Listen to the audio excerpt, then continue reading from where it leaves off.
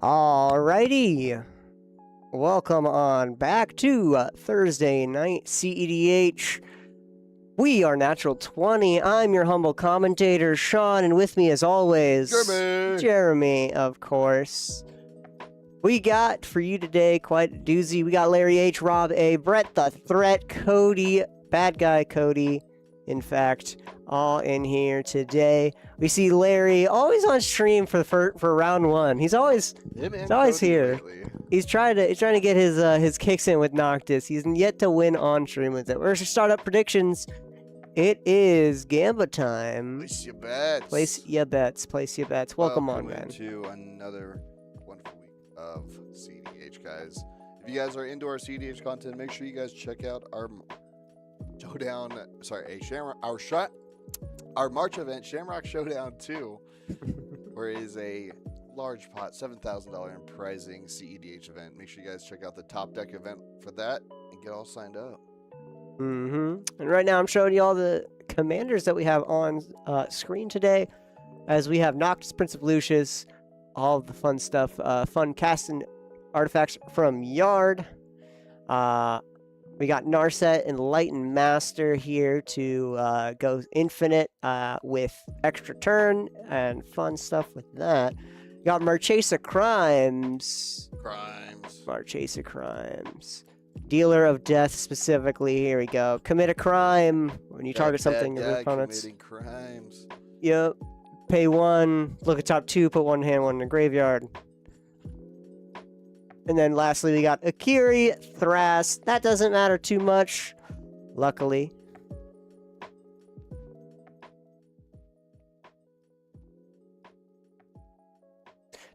As that deck is purely just Sans Black, we are running. Instead of Tenement of Thras, we're running Akiri, which is a Boros. Commander that doesn't do... That does not matter. It is here purely for colors. Yeah. Yeah. It is the Silas of this Roxa. It does basically nothing. Let me tell you, it does basically nothing. Yeah. But let's see, Larry has gone down to 7. Rob's finishing up mulligans here. Same with Brett and Cody.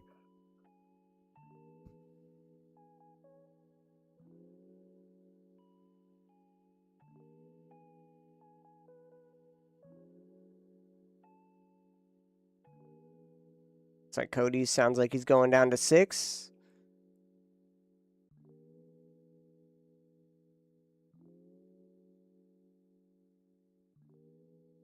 Yeah, Mox Amber in there. I think that's a Mox Amber. Unless that's something completely different. I think that's something completely different.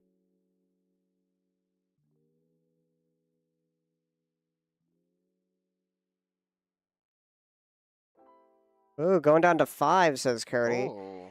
Same with Brett going down to 5. My word.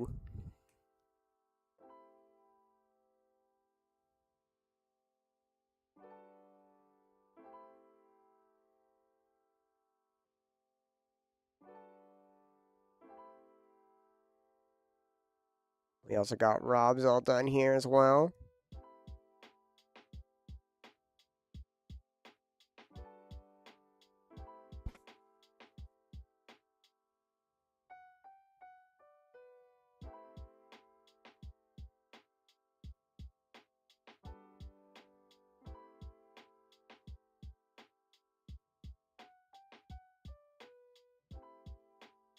All right, looks like Rob's done with his moles as well. Don't know what he's gone down to. He's always checking it, always picking it back up.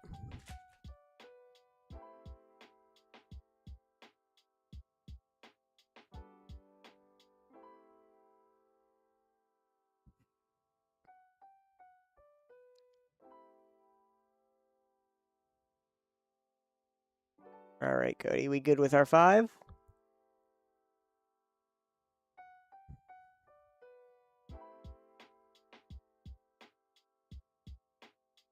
Cody's going down to 4. My word.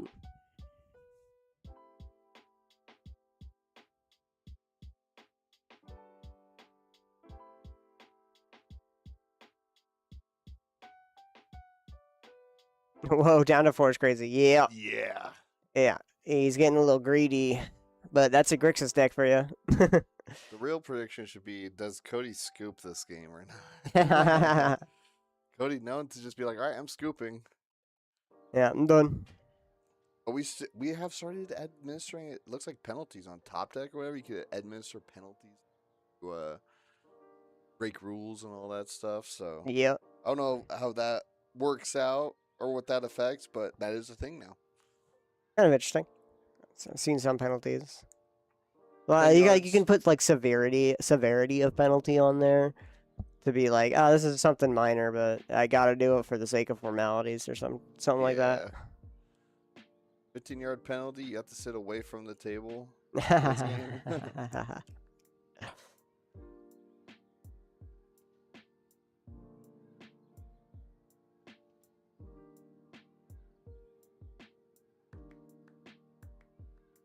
Still waiting on Cody to figure out what he's gonna play.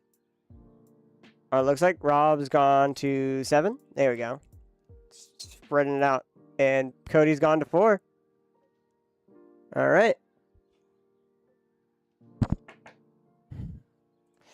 Good luck to our players. See all of them come on there, pick up their cards. 4. I don't know if he looked at his hand. He just took 4, and then he's like, all right, I'm ready. Yeah, I mean, Oh, that's funny. he just took it.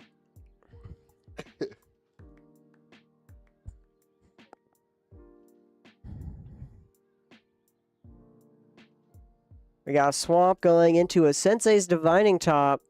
Down to 4. I want to see turn 1 win. Heck yeah. Sensei's Divining Top and Chrome Mox. Pay 1, look top 3, tap it to draw a card and put it on top. Got our Green Suns. Green Sun Zenith for 0. X equals 0. So we know exactly what we're getting. We're getting a Dryad Arbor, baby. Woo! That is why you run Green Suns. I mean that, and also it's a pretty solid X tutor. So we got a Dryad Arbor here.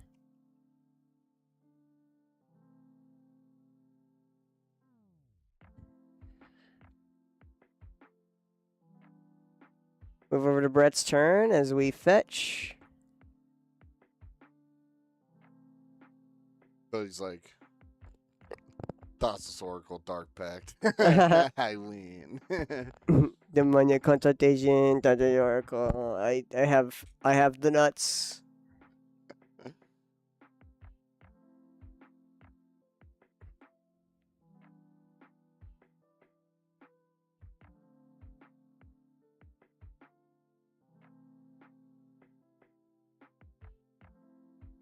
We get a Surveil End for Brett.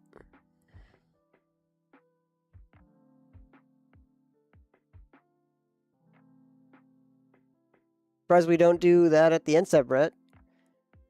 Feign having something, Just play if you're planning on surveilling. Usually it's the common practice when you're like searching for a tap land like that is you go through the turn cycles, right? Keeping that land untapped and having the sort of like feigning that you have like, maybe he has a swan song in his hand, right? And like in response, he'll fetch, shock in something or get his dual land and then swan song it. And then at the end step of Rob, if he doesn't, right, that's when you would be like, I'm going to fetch for Surveil and then Surveil, then go to turn. But bring back my end step fetches, all right? Bring it back. Give it back. Got a Morphic Pool from bad guy Cody playing, and then we move over to Larry's turn. A tapped Godless Shrine and passes over to Rob. We're playing a nice slow game here today. Ancient Tomb and Dryad Arbor. Oh, we're speeding it up. A Relic of Legends. Relic of Legends here is tap to add 1 mana of any color. Tap an untapped legendary to add 1 mana of any color. My pizza thing is back there. Woo! I'll grab it after this round. Did you order a pizza? Oh no, you ordered the Beast Within. Yeah, the Beast Within from the Natural 20 bar. Sorry, Natural 21 bar. Yep. I'm excited. Super. It sounds tasty. I tried it. It's pretty good. Lead. Lead. Yep. With a Chrome Mox as well. Narset. All right, Mox Opal, and then this is a Chrome Mox. Yeah, this is the correspondence. Narset. All right, well, if we can't counter it now, then we have to wait for a board wipe or counter whatever Narset's flipping because Narset has hexproof. We do not have any targeted removal for this. There we go. We got an Urborg. Urborg. If you guys don't know, Urborg is this deck runs very weird cards here. I'll let you guys know. But Urborg, it can tap to remove First Strike ability or Swamp Walk ability from target creature until end of turn. Because it targets a creature, it triggers Marchese's crime ability. Crime counter. Yep, and then we're gonna Demonic Tutor here. Use that one.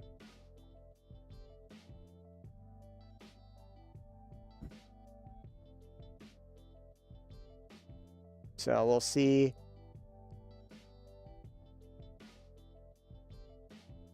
See Brett saying that he lost his scroll rack here to get his turn 2 Narset out. Because he wanted that, use that Lion's item. And so he does not have top deck manipulation, he says. I don't have top deck manipulation. I promise. I won't win. I won't win. How many, I'll let you guys in on a little secret, right? When you're running a copy, or if you're running to a deck that needs a certain amount of abilities, a certain amount of a specific type of card, the most normal one would be right, lands and specifically cards that you can have any number of, right? Yeah. So stuff like the rabbit, right? Yeah, like Heir Apparent. Heir Apparent, or Pack Rats, or Shadowborn Apostles, right? Things that you can have any number of, right? Lands included. The general idea is that you want to run 30 of it to have a 50-50 chance of hitting it anytime that you get like a certain, like if you do that type of thing. Yeah. If you hit not a draw, but like if you're looking at a lot of cards, right? So say for in your opening hand, right, run 7, that's a 50-50 chance that half of it's going to be the card that you need, right? True. That's why you're running usually around 30-ish lands. So Narset's looking to run around 30 extra turn spells in order to go infinite. Now, is there 30 extra turn spells? I'm not sure. What the heck? 30? You want to run 30 copies of something. That's why you're usually playing around 30 lands, right? Usually it's from 35 to around, if you're going really turbo, 25 lands. Yeah. Or if you're running Pack Rats, you want around that 30 mark, or Heir Apparent, you want that 30 mark to have a consistent, like, you're guaranteed to at least get a good amount. Yeah. So, and that's like, the reason why I'm saying is because right now I'm building Aang at the Crossroads. Yeah. Which is all about cloning him. I'm running 30 clones in order to guarantee that I get a clone off every 5, every top 5. That makes sense. Right? So this one's all just about extra bonus turns. Yeah, so the question is, does his Narset list, what is it, Enlightened Master, CEDH, does his Narset list have 30 extra turn spells? Or 30 ways of getting an extra turn, or sometimes an extra combat could be really good too. Mm-hmm. I mean, yeah, Nexus of Fate.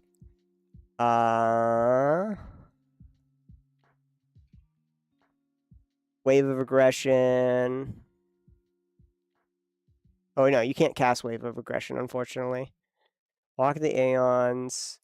Maybe Time Warp, Time Stretch. Temporal. Seize the Day is good.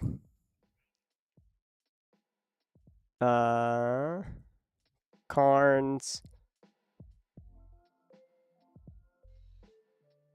No, you can't run that one, unfortunately. Expropriate. Enter is pretty damn good. Capture. Beacon. Yeah, so that's 11 extra turn stuff. I don't know how many other extra turns Then you have like stuff that's probably like retrieval from graveyard, maybe. No, because a Playing lot of the again? extra turns, specifically Beacon and Nexus of Fate, shuffled themselves back into the Oh, library. okay. So it's infinite. Like you get basically infinite turns. Yeah, so those will always be in there, So no as long matter as like what. Beacon of Fate isn't exiled, like you can never run out of cards, and you could infinitely delay your turn. Kinda, but every turn you draw a card. But wasn't it once you play it, it goes back into I mean, the true. deck? If after you get enough like mana. All right, well, back to the game. We got an Esper Sentinel, but him saying that I don't have top deck manipulation, right? With Scroll Rack is kind of, even though he's named the threat, is an empty sort of promise, right?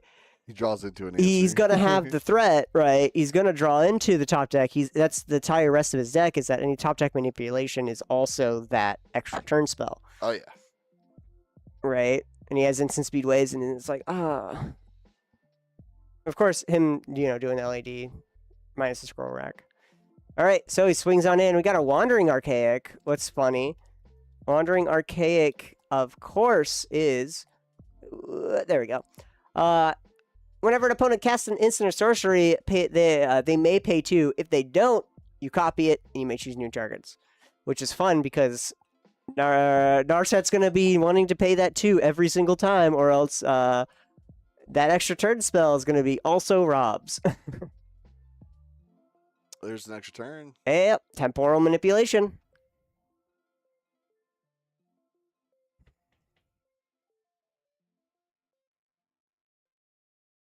Plus, he's casting every other card here. Temporal manipulation, he is going to pay the 2 for Wandering Archaic. Snap, targeting Esper Sentinel, drawing a card.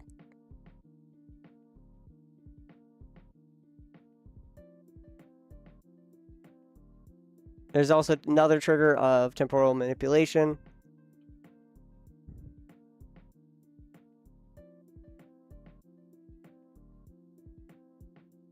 Not paying for Esper Sentinel. There we'll try. Snap also will not pay. We get it back. Yoink. Sweet. And we untap the lands.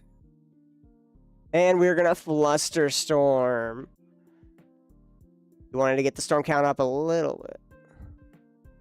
Oh, he wanted to get the storm count up a little bit, but he did not have enough mana anyways, because storm count would have been 1 with Temporal Mastery, plus the Flusterstorm. That's 2 mana in order to counter it, so we're going to counter the Temporal Mastery.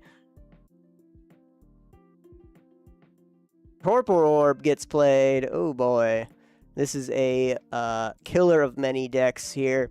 Creatures entering the battlefield do not cause abilities to trigger. Thoracle is now shut off. Thoracle is an EGB ability. So, yep. And then we also get a copy artifact.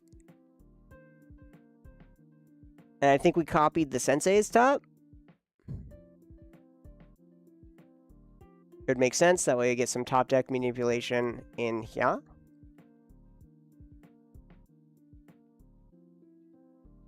Toxic Deluge. Hey, this is how you get rid of a Narset. X equals 4. Oh, there we go. Ignore that. Pay 4 life. -4 to the world.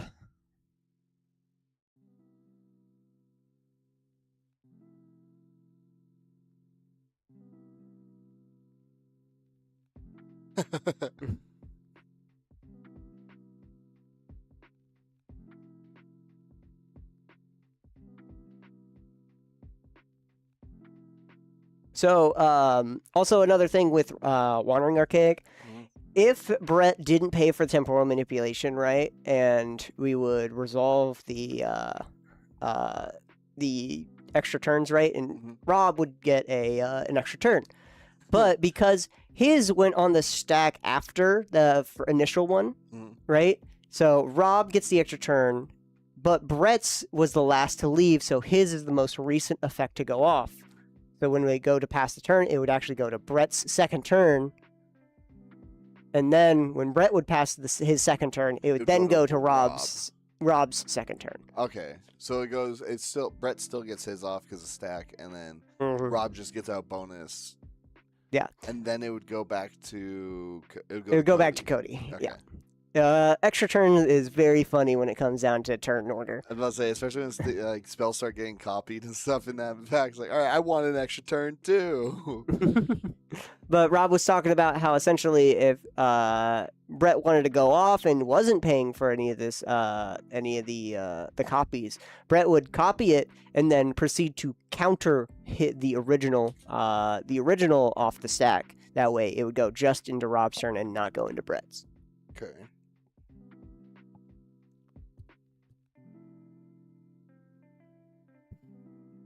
Back over to Larry's turn. Esper Sentinel comes and hits back out as it did get snapped to hand.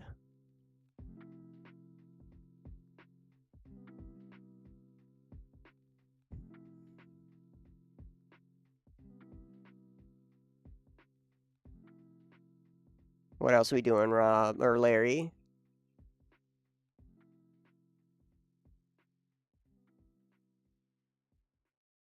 There's a Mox Amber.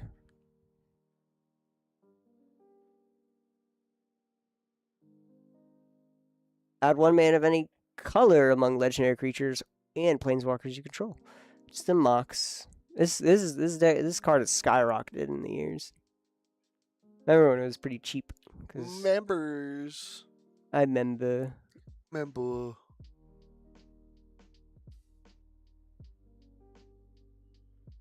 Tap it for a white mana. Thanks for the representation, Larry.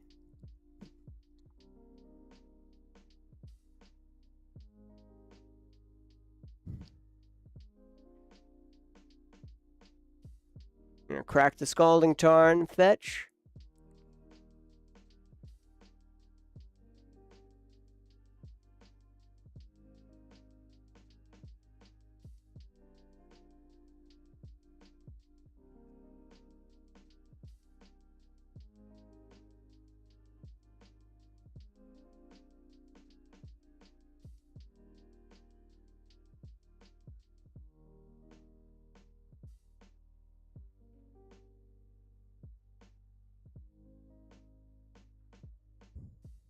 Alright.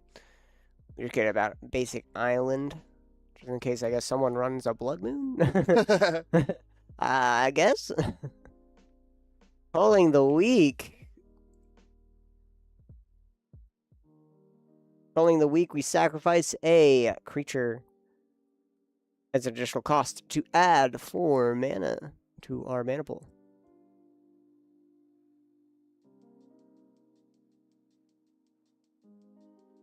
Oh boy. Citadel. 6 mana for a Citadel. That is a hard cast Citadel here. So, we may look at the top card of our library anytime. We may play the top card of our library by paying life rather than paying its mana cost. And then we can also tap, sacrifice 10 non-land permanents, and each opponent will lose 10 life. That the last part doesn't matter. It's the second part. It's we can cast things for life instead. So with Sensei's divining top on the field, essentially what happens is every 1 life is a draw, as we are going to recast it from the top of our deck. So he's going to continue drawing until hopefully he hits Aetherflux Reservoir and wins the game, because at that point he can start making infinite life and then dumping that life into Aetherflux Reservoir. He's got to go through a whole bunch of cards. He's got to go through 30-ish 30-ish life worth of cards before he can reach his Aetherflux. Or he gets a tutor, right, that gets Aetherflux. Like Vampiric. Like, I've done the shortcut this so you don't have to keep playing top every time, because he's like putting it on top, playing it, looking. He's physically doing it. He can just like take the life, draw a card, take a life, draw a card type of thing. So you don't got to keep playing it each time. He started doing that instantly. Cody's like, you can shortcut that, man. Oh, there it is. There's the Enlightened Tutor. There we go. Zoom in real quick on Larry. Bam. Bang, combo cam. Combo cam. There's the Aetherplux, and as you can see, we're gonna essentially, for the rest of the game, we're just gonna be casting Sensu's top and gaining 50 life, and then casting it, gaining 51 life, casting it, gain 52 life, and then shoot. Paying 150 life total to shoot our opponents for 50 damage each. So that was the first time Larry has finally gets won his on dub stream. on stream. That's where it is at. Round 1, Larry H wins the game. A solid win against Brett the Threat and Bad Guy Cody to start the tournament. Not bad. Let's go Noctis. I love my Noctis deck. That's my CDH deck right now. All right, that's what I've been running. I wanna. It is my dream deck. You know, it's that artifact graveyard combo or artifact graveyard stuff that I love.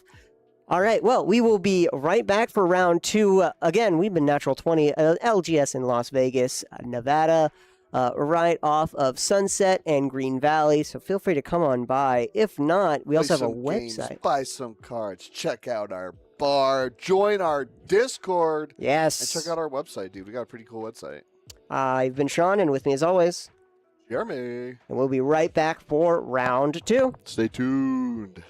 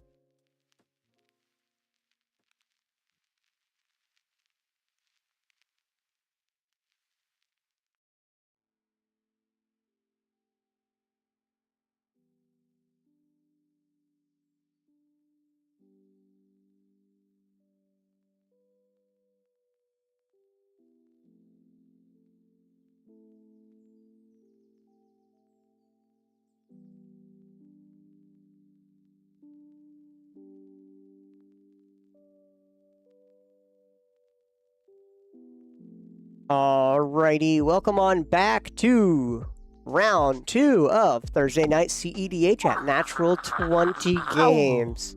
Hell yeah. It's where it's at. We're going to start our predictions. It's game of time as I introduce you guys to our players. Oh, you accidentally pressed some buttons there to... Larry's H is now Larry plus something. Yeah, Larry H plus star, though. It's like a shooting star. He's like a shooting star. True. Welcome on back, y'all. Let me introduce you guys to our players. We got Thomas K in here with Animar, Soul of the Elements. Got some good old fashioned. It's a bit of an older deck here. Oop, there we are. Animar, Soul of the Elements, protection from white and from black. Whenever you cast a creature spell, put a counter on it, and then creatures cost 1 less to cast for each counter on Animar. Of course, this is all fun little, not soul tie, nope, not just guy. Not John. No, Teamer. There we go. Fun little old-fashioned Teamer deck here. We have Ashling the Limitless, a fun new commander from the commander deck of this.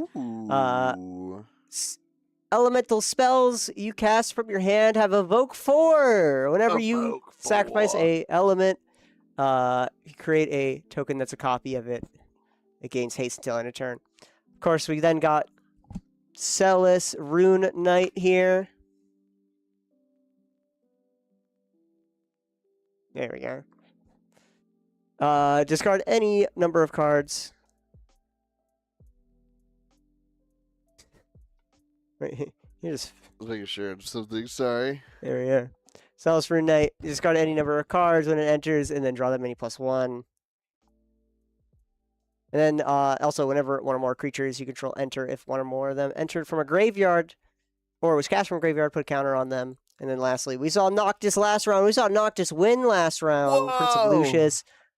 You may cast an artifact from your graveyard by paying 3 life in addition. So, fun little graveyard, fun stuff. Let's see. Thomas is gone and kept 7. Nasty Nate's kept 7 as well. Drew, I have no clue. Unfortunately, has not put down his hand. He's just playing with it. In the meantime, I'm going to restart the timer. Larry's got the Noctis sleeves for the Noctis deck. I think he has the Noctis playmat, too. I was going to say, he needs a Noctis playmat. That'd be really nice.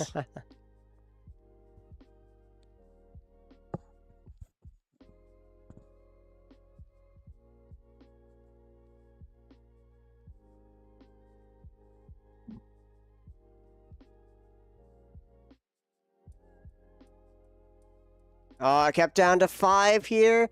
I don't know what Drew's gone down to. Nope. Yeah, okay. All right, I guess we're just starting it. All right, go ahead, yo. Pre-games, Nasty Nate has put down a Gemstone Caverns. Little Gemstone Caverns to start with. Guess we'll never know what Drew went down to. He has 1 card. He has 1 card. Yeah. All right, Thomas goes first with a fetch land onto the field. Alrighty. That is a super foil card. Yep, that is the Dragon Scale one from Dragons of Tarkir, or not Dragons, from Tarkir Dragonstorm. It's the special guest. So it had has like a Dragon Scale like pattern. Oh, on that's it. cool. I was gonna say it's super foil. You can see that reflection from here. All right, put out a Taiga into a Birds of Paradise. Burb.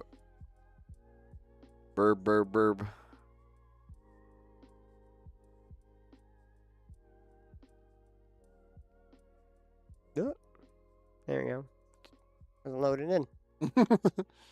He's quick with it. Replace a land for turn. Into a Chrome Mox. Okay.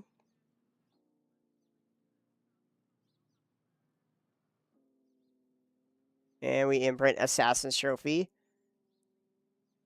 We put a Dark Ritual onto the stack, add 3 black mana. Oh.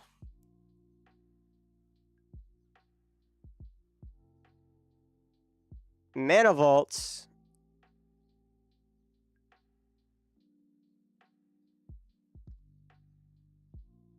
Well, he has a lot of mana on the field now. 6 total.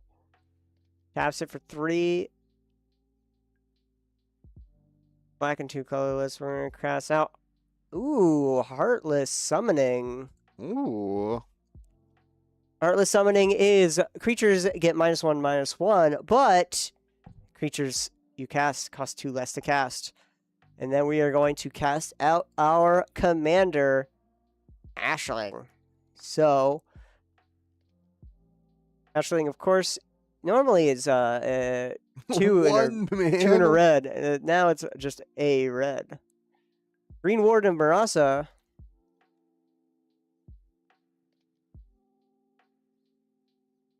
Green Warden of Marasa, of course. ETB, return a card from your graveyard to your hand. When it dies, you may exile it if you do return a card from your graveyard to your hand. Which he's evoking. So it's going to immediately sacrifice with the ETB on the stack, of course. So he's going to get back his Dark Ritual. He's going to immediately sacrifice itself. Then he's going to make another copy of it.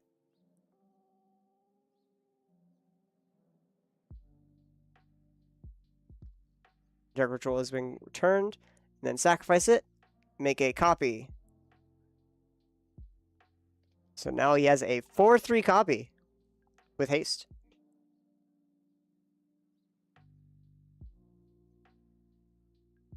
Cast out a Dark Ritual.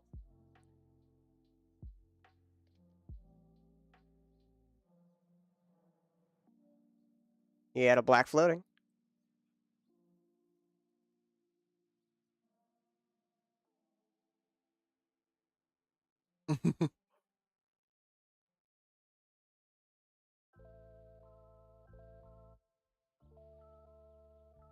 So right now, Nate's counting up his mana. He had a black floating left after casting Heartless, because he used only 1.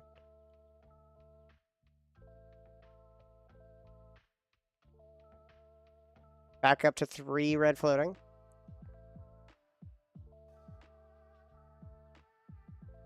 He's gonna cast out Green Warden Marasa infinitely to get infinite black mana. And he makes infinite Green Warden of Marasas and kills everyone.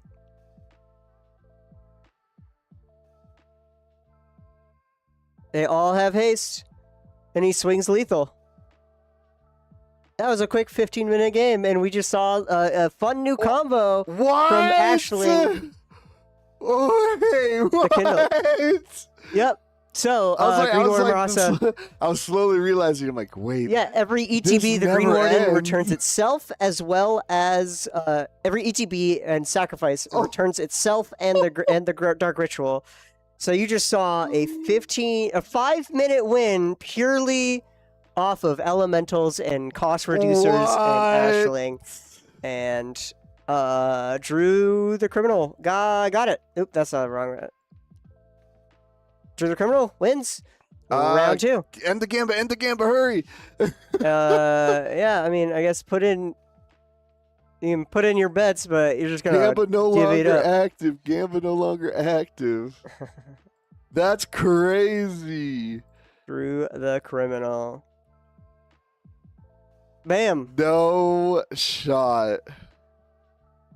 So yeah, like I said, every time that Marasa enters, right, it'll enter, die, make a token that enters, right, and each of those ETBs will get back Dark Ritual and the Green Warden. You cast out the Green Warden for 2 mana, or cast out the Dark Ritual for 2 mana. You make a you put the Green Warden, and you do the same thing over and over That was turn again. 1. That was turn 1. That was turn 1. Nate and Larry didn't even get to play, dude. That is crazy. All right. Well, We'll see you guys in next round, I Yeah, guess. we'll see you guys in round 3. Don't forget to go to our website and take a look and find some elementals that you might want to buy. Dude, you want to buy a Natural20gaming.com. Marasa? We might. We got Heartless Summonings. We got Green Wardens. That's crazy. All right, well, we'll be right back. Stay tuned, guys.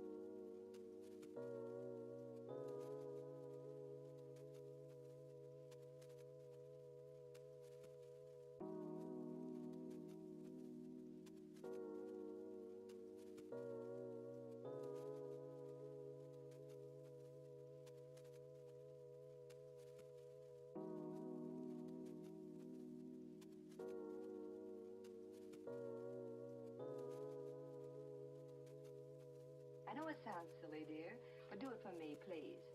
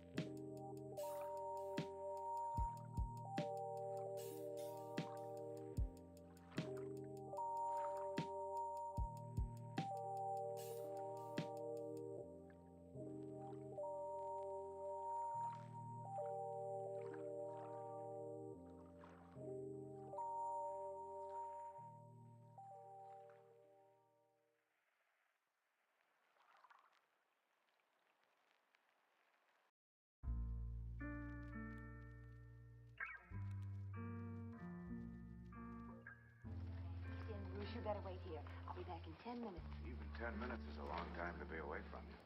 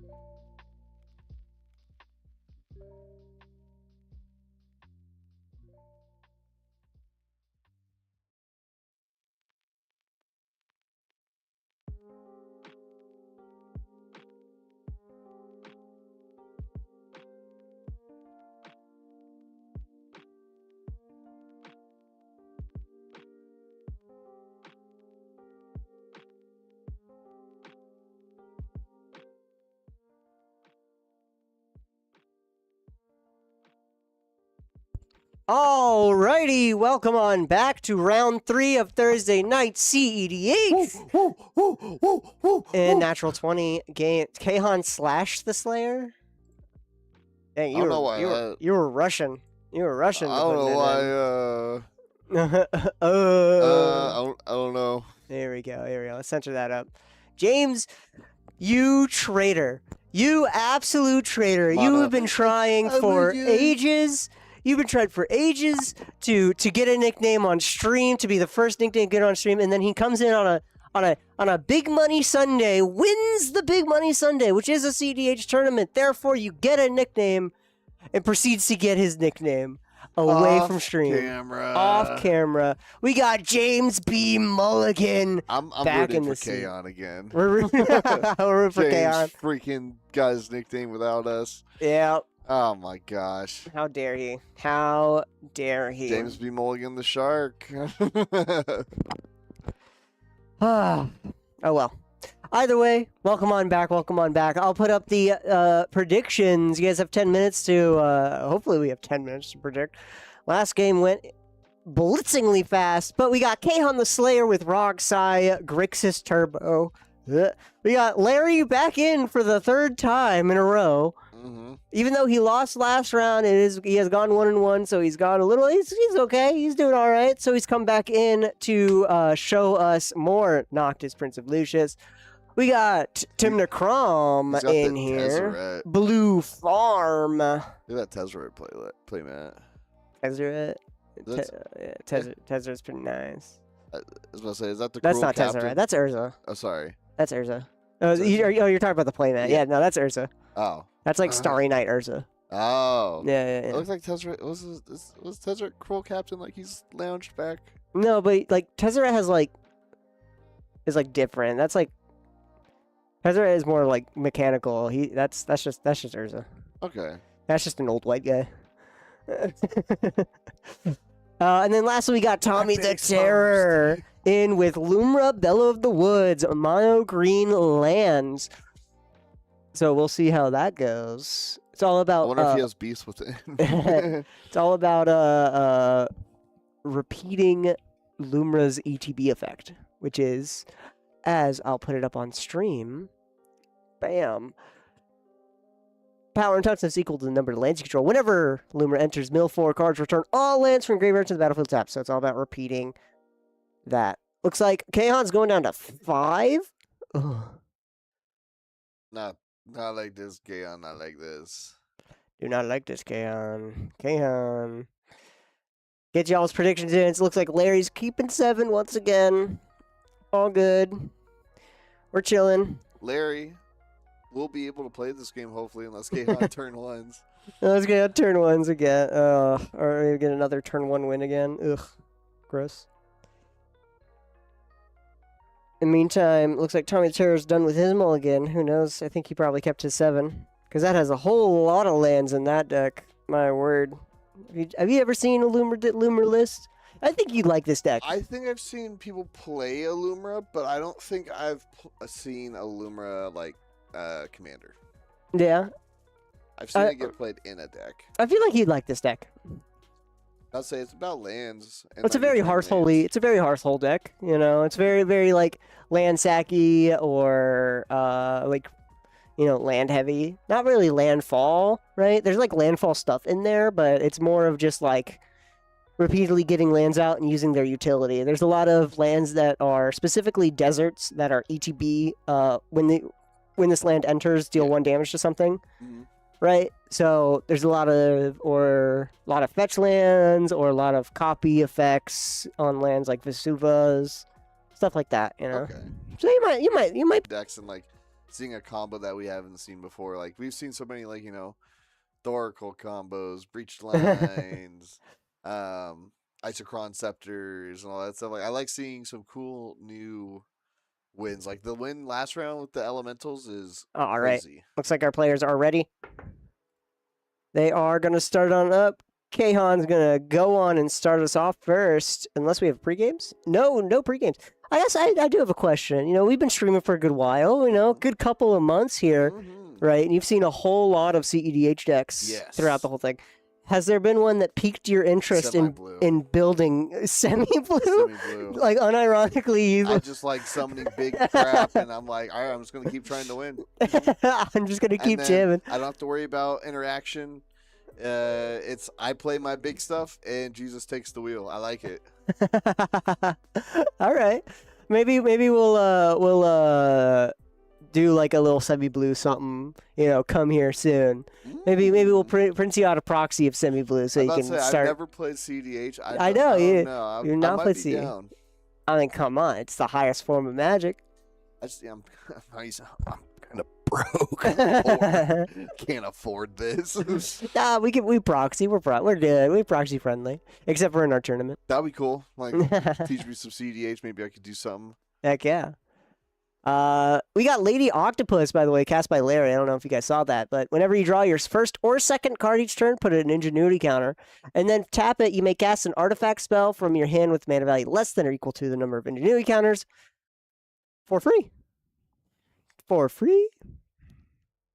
Oh, that's a We cool got- looking card. Oh, that is Dragon Rage Channeler. Dragon's Rage Channeler, or Darcy for short, DRC. Whenever you cast a non-creature spell, surveil 1, and then as long as there are 4 more card types among cards in your graveyard, gets +2/+2, flying, and attacks each combat if able. Wait, show the cool art. I want to see the cool art. Oh, yeah. The Dragon's Rage Channeler. Oh, it was that one. Oh, I was talking about the cage. Sorry. Oh, you're talking about Graph Digger's Cage. Yeah. That's so Alright. cool. What the Dragon's Rage channel is actually really cool. I didn't see that. That's Yeah, really nice. So this is Graph Digger's Cage, specifically the Secret Lair one. Creatures in graveyards and Oh. libraries cannot enter the battlefield, so no reanimation as well as no casting things from the top of its creature. So we'll see how that goes. Dude, I love Secret Lair cards. I love them. I love it. Heck yeah. Kaon's got a Chromatic Star out, which is a mana filter that sacks itself, but when it sacks itself, you draw a card. So it's nice and fun. Or whenever it goes from the field, whenever it dies. Star. Got that Ragavan, but we got creatures out in the field. Looks like James is going to be probably swinging at Tommy here, but that's kind of not advantageous as there's nothing in Tommy's deck that that James really wants. So he might swing over at Kahan as he does have Justice Roger out, which he doesn't care about too much. Trust. If you guys don't know, there is a foreign card on here. It's a Manamo. Manamo! School of Water's Edge that Larry has out. Tap for a blue, tap it, untap target legendary permanent. So this says untap target the One Ring. Or untap target Gaia's Cradle. Gaia's. if only we can have Gaia's Cradle in Esper deck. Golbez is actually a fun little card here. I don't run it in my list, nerds. But Whenever an artifact you control enters Surveil 1, at the beginning of your end step, if you control 4 or more artifacts, return a creature from your graveyard to your hand. Then, if you control 8 or more artifacts, each opponent loses a life equal to that card's power. Is this like a summon from Final Fantasy? No, it's not a summon. This is like a villain. This is like villain. This is the villain from Final Fantasy 4. Okay. That's probably why I don't know. I don't know about much of the Final Fantasy villains before. Yeah. Final Fantasy 4's villain Yes. is his name's Crystal Collector, so you can kind of understand what his whole thing is that he's trying to gather all the crystals, all the anima crystals or whatever. Yeah. Or the Chaos Emeralds. essentially the insert the Infinity MacGuffin. Stones. The Dragon Balls. There's so many of them. Man. It's the MacGuffin here. He assembles Exodia. James B. Mulligan. Oh boy. James gonna be swinging. James is saying she either swing at Tommy or Kahan. Tommy to get a treasure, or Kahan to hopefully get a card and a treasure. But that 0-1 blocker.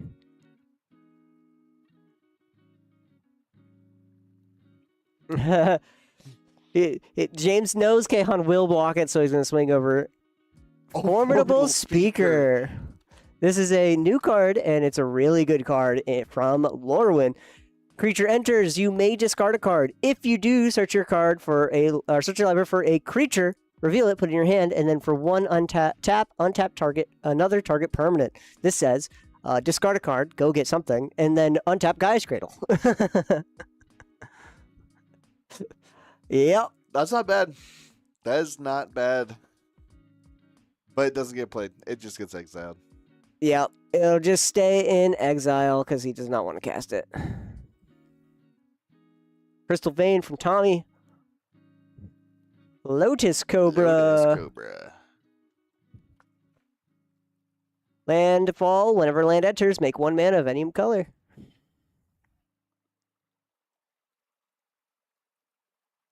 We're going to filter for a black and flash in a Bowmaster. Oh. I want to know what is on the Bowmaster. Are those lightsabers? I think those are lightsabers. I think they're lightsabers too. ETB is going to kill out Ragavan here. Goodbye, 2-1.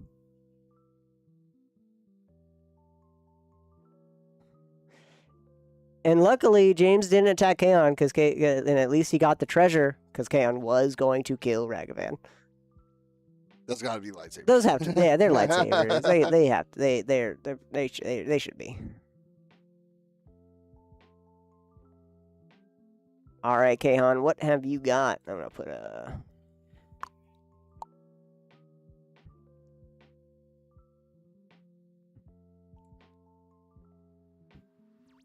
Misty Rainforest and Fetch.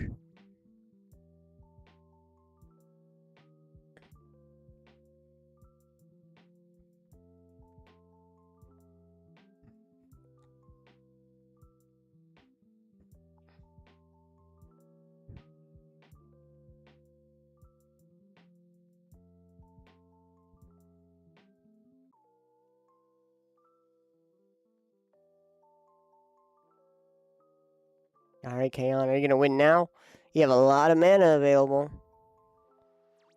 That is a Felwar Stone. Felwar Stone. Italian foil. Italian foil. Ooh. Felwar Stone. Ooh la la. Ooh la la. Oh, he turned his playmat back, back right. Oh, yeah. Oh, man. Golden Gals. Our golden gals. Orc army is coming over at James. Not going to be blocking it. He wants to keep that Darcy for as long as possible. Tense. Diabolic Intent. Ooh. Goodbye, Orc Army.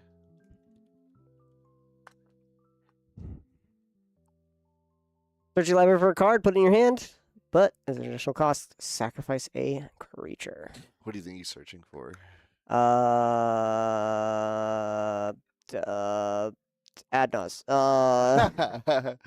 Adnaz, Yes. Underworld Reach, WinCon.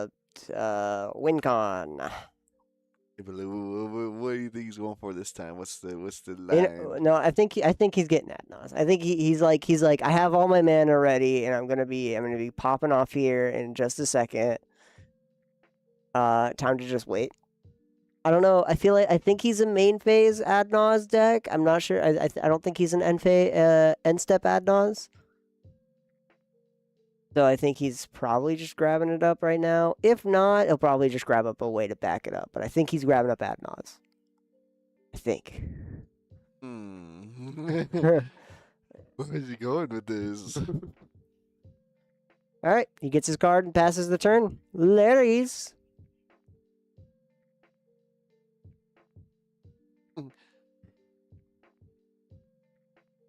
James, like, he's just gonna Thoracle Consult, man. True. He could have just gotten one of the pieces. Yeah, either or.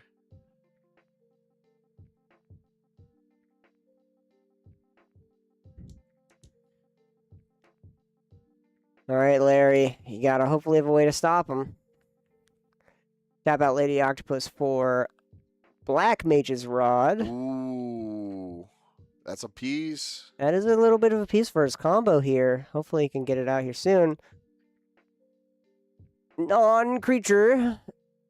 Creatures deal 1 damage to each opponent.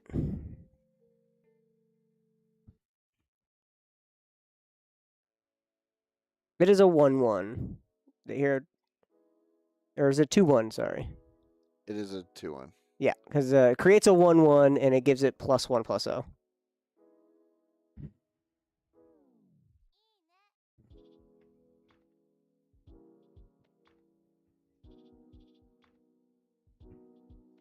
In addition.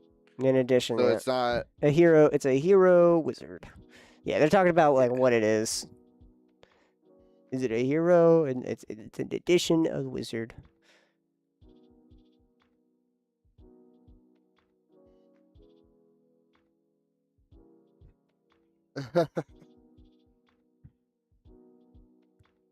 All right, gonna go over to James's turn here.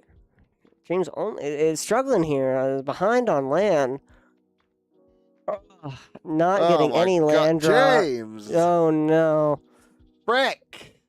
What the heck, man? He kept the 1 land hand because of that Ragavan, Rite of Flame, This and guy Darcy. won a big money Sunday, man. I know, hard to believe. He's playing Kahan's deck though, you know. He's like, I wanna play this until summer. Like, Ugh. Reach Sanitarium for 2 tap. Each player draws a card. Trigger on Lotus Cobra. Amulet of Vigor. ooh. Amulet of Vigor is probably one of the combo pieces for his deck here. Whenever a permanent enters the battlefield tapped under your control, untap it. So all of his lands that would be coming in tapped are going to come in untapped instead. For free. You know what? 2 life needs to be spent. Mm-hmm. Well, not just Shocklands, but I mean like Everything, yeah. Every land. So his deserts are going to come in untapped. His strong utility lands, his bounce lands, but he's a to be fair, it's a mono green, but Belwar Stone bargained, Beseech the Mirror. Ooh. Little play from Kahan. Beseech the Mirror for 4 mana. Search your library for a card, exile it face down, then shuffle. If it was bargain, you may cast it if its mana value is 4 or less. Otherwise, put it into your hand. Looks like Kahan's trying to win right now. He has a 1 colorless floating. I think he's open to flip over. Adnaz is 5 mana, so he can't get Adnaz. James like, I'm out of the game. James. Yeah. Every time he's on stream, it's unlucky. Unlucky for him.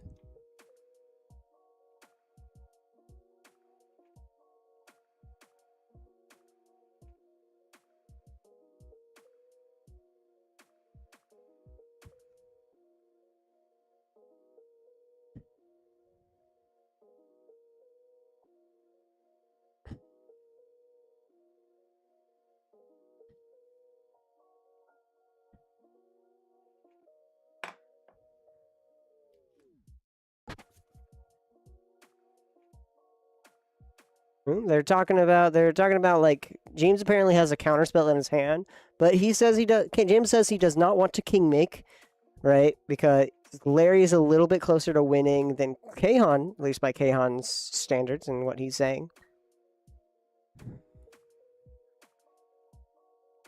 Kahan's just saying, counter it or don't. I'm not politicking this.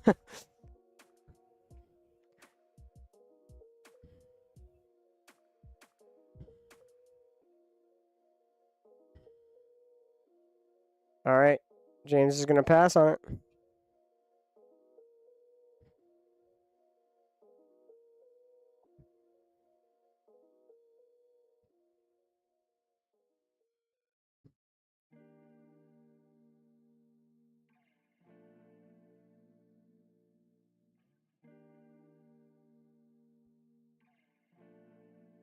All right, beseech the mirror. Or you get. We've moved past politics. We have moved into philosophy now. I'm at the true, yeah. table. They're like difference of philosophy. Tommy is just like it's not taking you out, it's pulling you back. But The philosophy So of here. if James should play this counterspell now or Yeah. not. Wheel of Fortune. Pass, pass, pass, pass, pass. Pass. Oh boy, it's a Wheel of Fortune and pass. And Larry's about to win. Hmm.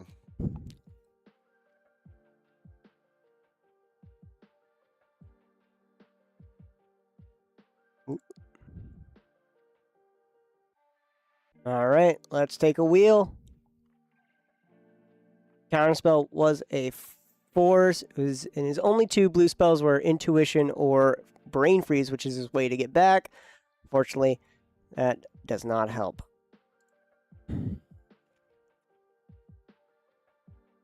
Maybe like James will have cards to play now. Maybe. It's probably too late though. Oh, the Hexing Squelcher. The Hexing gets Squelcher discarded. discard, yep. And Flare of Duplication. I'm surprised he didn't Flare of Duplicate his bargain. His Beseech the Mirror.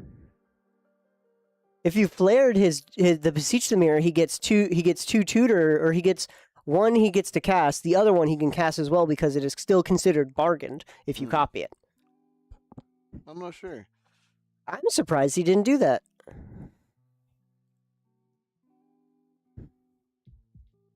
Is it still considered bargained if you do that?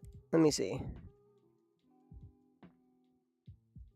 Will it pass? Wheel and pass. Oh man, Kahan. Let me see some, Larry. Let me see some.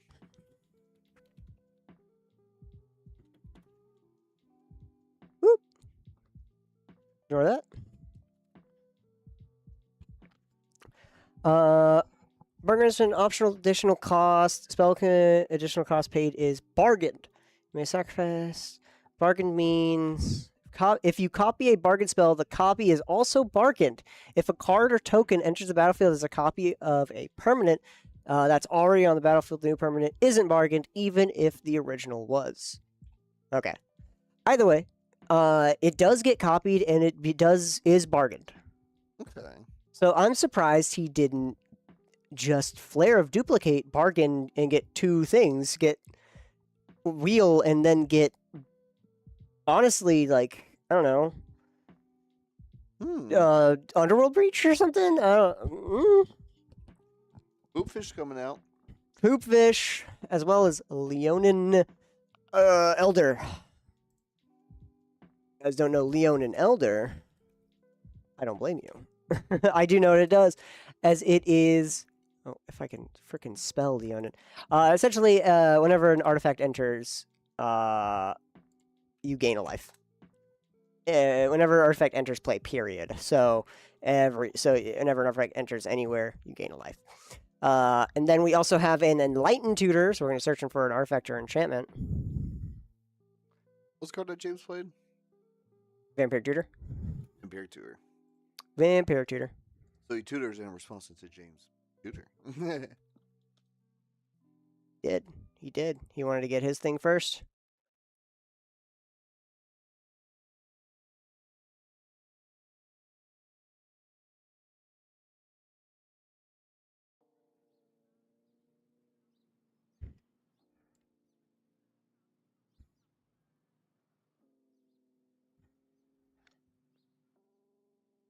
A lot of stuff we've discarded. Ugh. That was a pretty good hand. Necropotence, Lotho, Bergie. The volcanic island was not a good one. Red, blue, but nothing else. Nothing else in his hand outside of Bergie was wanting that, and maybe some of his counterspells. Or not his counterspells. He's like Brain Freeze Intuition, but couldn't get out anything to get more mana. Couldn't get out the Lotho.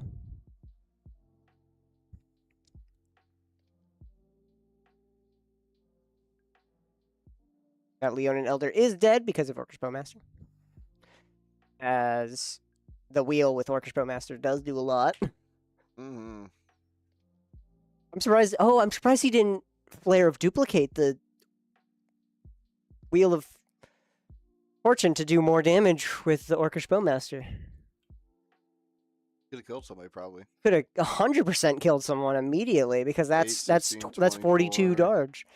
Because that's 777 times, so 21 times 2.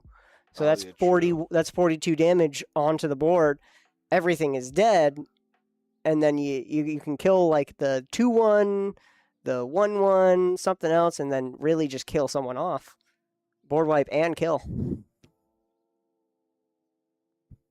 Why didn't I'm just questioning Kahon's idea on using this Maybe flare. that mana for it? I'm not sure. No, Flare of Duplication is you sacrifice a red creature rather than paying its mana cost. Huh. So you can sacrifice Roger Dodge, yeah. in order to cast it for free.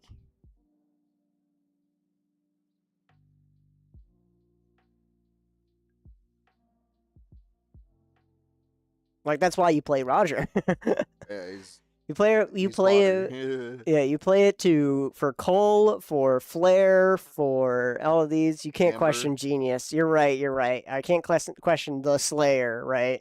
I'm just like, he could have slayed. Ristic Study.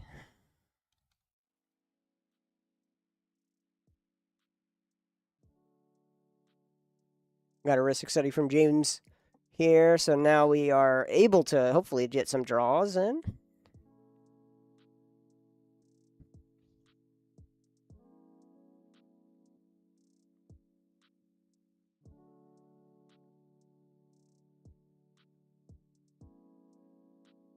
Tommy's turn now.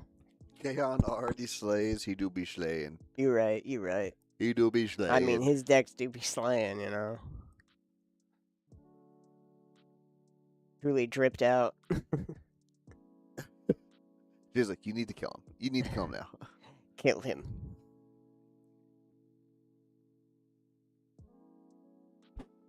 The Grafdigger's Cage does not stop really anyone right now. Grafdigger says creatures, cards in graveyards and libraries can't enter, and then players can't cast spells from graveyards or libraries. So it does kind of stop. Specifically, it stops Larry and maybe a little bit of Kaon if he's going for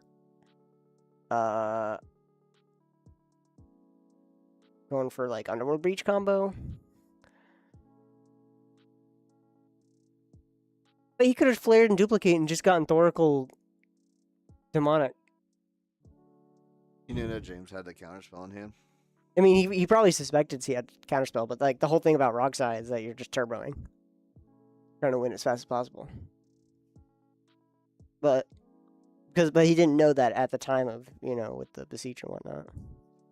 I mean, outside of the counterspell after Beseech, but I'm surprised he didn't flare or duplicate it. Lumra ETB trigger.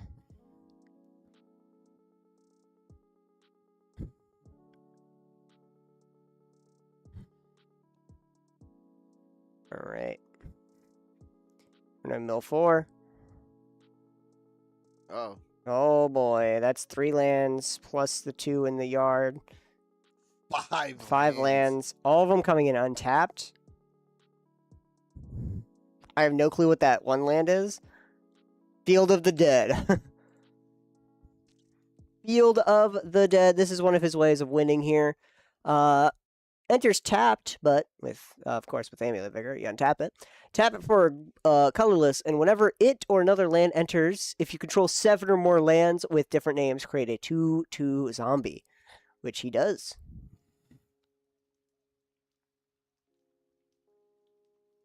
Got a Lotus Field and Vesuva as well. The Vesuva art's so cool too. Mm-hmm.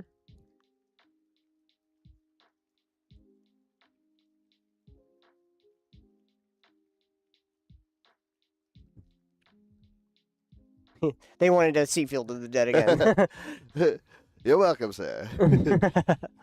Field of the Dead is not legendary. They're asking, he's asking, oh, what if I just copied Field of the Dead with Vesuva? But it is not legendary, so it's all good. Actually, a rare.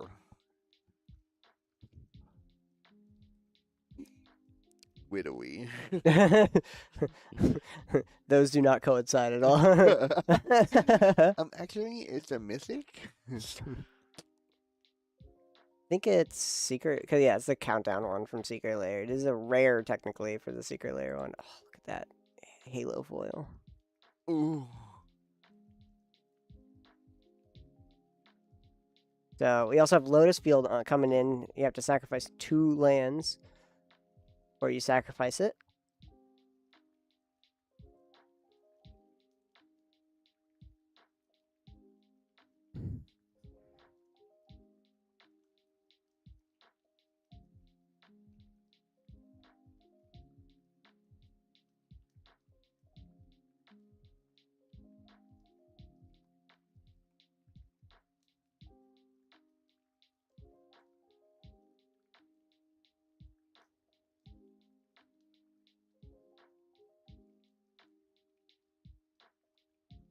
Alexander's in the room.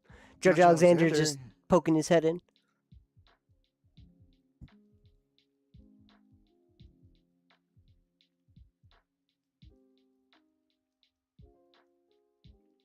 All right.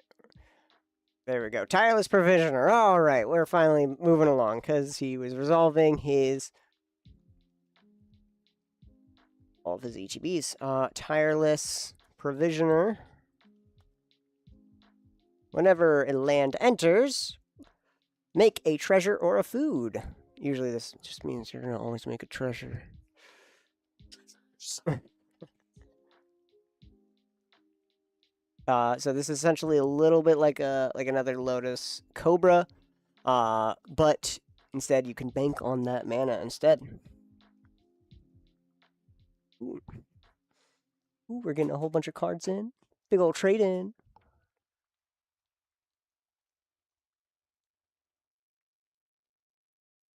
We also did make a whole bunch of zombies too, because all those 5 things enter.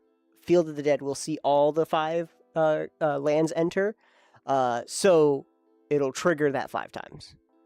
You'll get your 5 zombies, as we see on the field right now.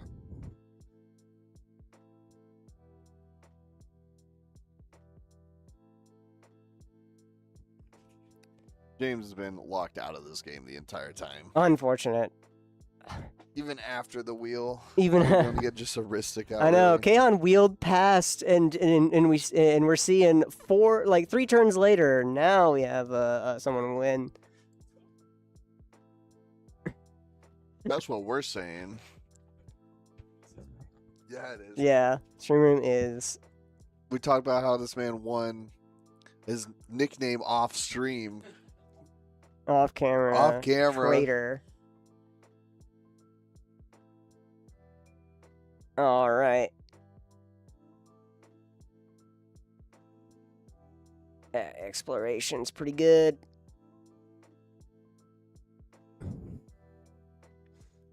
All right, we're gonna fetch.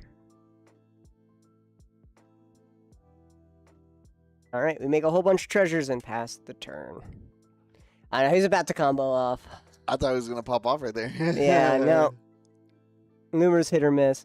I'm just looking at that flare on top of his freaking graveyard. It's tripping me up, man. This flare is driving Alexander, you up the hear wall. this. All right, you cast a beseech, you bargain it, and then you just get a wheel, and then you wheel away a flare of duplication with a Roger on the field.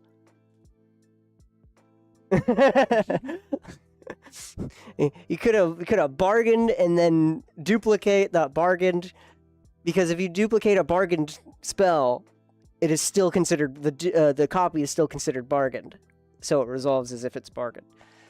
Ah, unfortunate. Pyroblast, oof, and looks like James is scooping.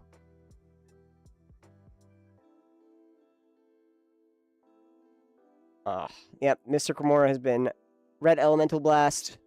Bang. Dead poop fish.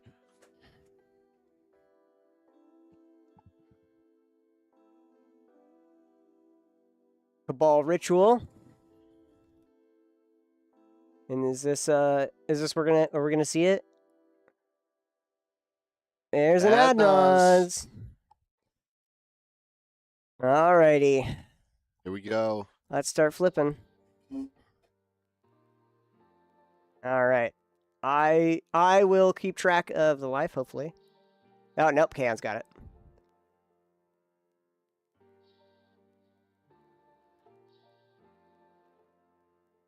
Yep, 3. Ooh, Time Twister, a Simian Spirit Guide, a Demonic Council, City of Traders. There we go. And get more mana. Chrome Mox, there's our free. Ooh, that is a Brain Freeze, Mystic Remora, Wooded Foothills, and Land, and Deadly Rollick. That's 7. Ugh. Not looking good. That is not a good pile. I mean, he's got the Brain Freeze, he's got the City of Traders and the Chrome Mox. He's able to really go off. The Time Twister's not really going to help him. That's just another wheel. What he needs is hopefully he needed a lot more free mana and maybe some actual combo pieces, but nothing here.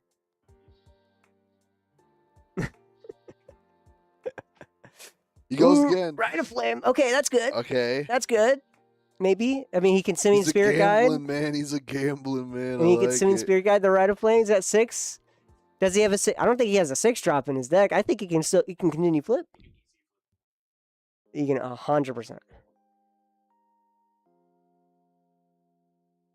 He's gonna stop here. Okay. He's gonna keep the 6. No. Just Rog. Rogsai. And Yeah. Rogsai, Orcish Bowmaster. And then Amassed Orcs. Yep.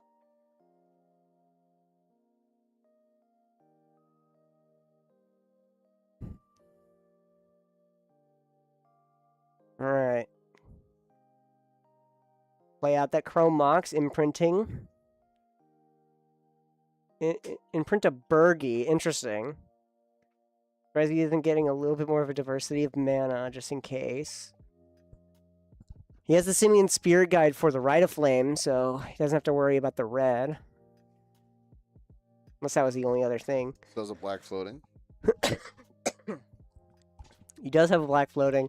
And he can make 2 colorless with the City of Traders. I don't know if he needs the colorless, though. So I don't think he's done land for turn either. He has not done a land for turn now. He's been stuck on his 3 lands past 3 turns. Yeah. It's his 4th turn.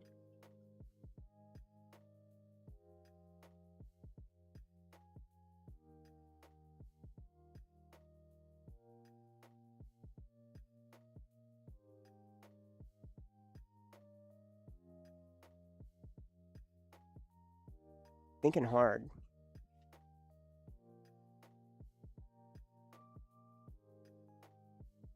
There's the City of Traders, yep.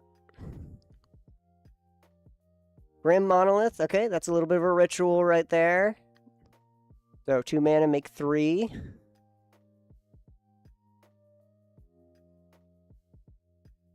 Three colorless here.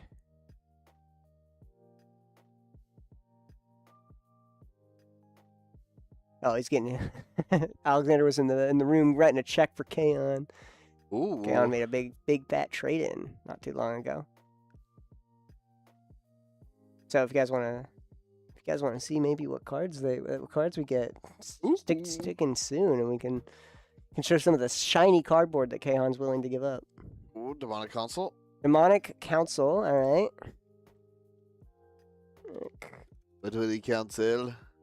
Council is search your library for demon, reveal it, put it in your hand. If there are 4 more card types among cards in your graveyard, instead search for any card, put it in your hand, which he does. He has an instant, he has sorcery, he has an artifact, he has a land, so he's good. So he did use that black.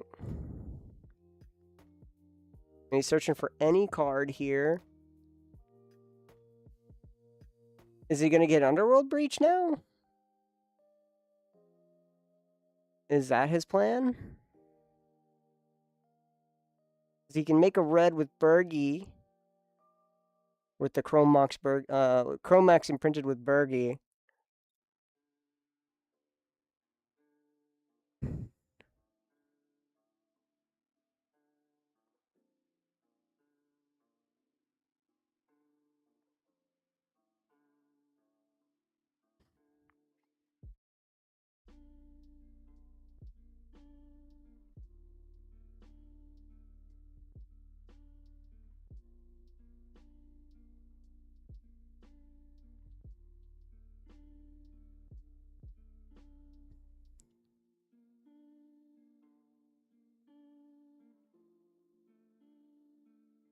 Alright, searching through, I think maybe this is when he gets Underworld Breach.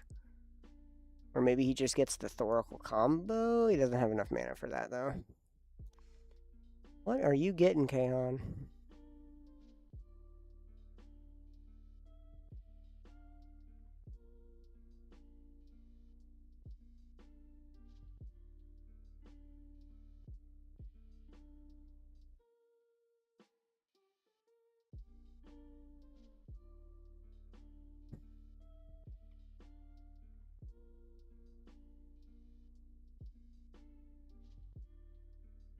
Nope, he found it.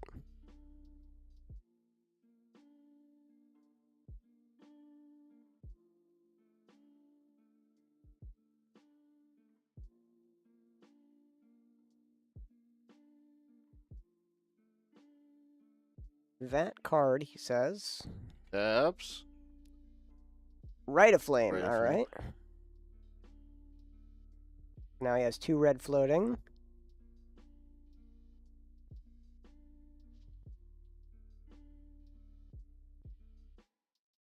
And there is a gamble.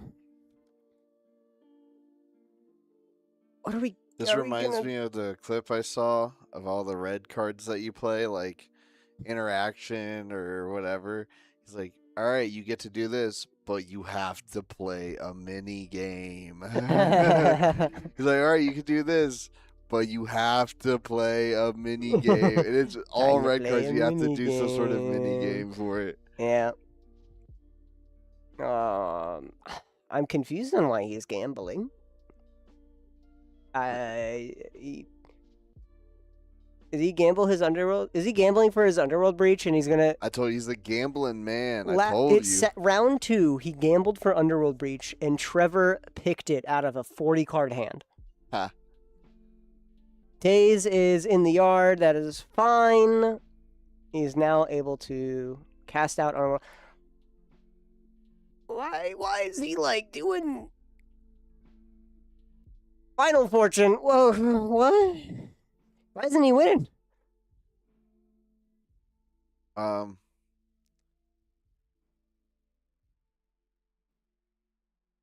right. Grafdigger's Cage.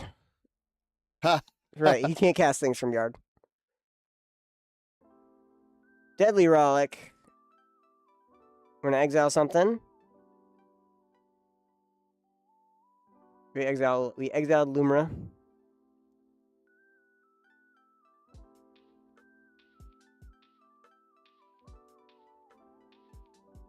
End step. Go to end step, go to extra turn. We're gonna go to discard here.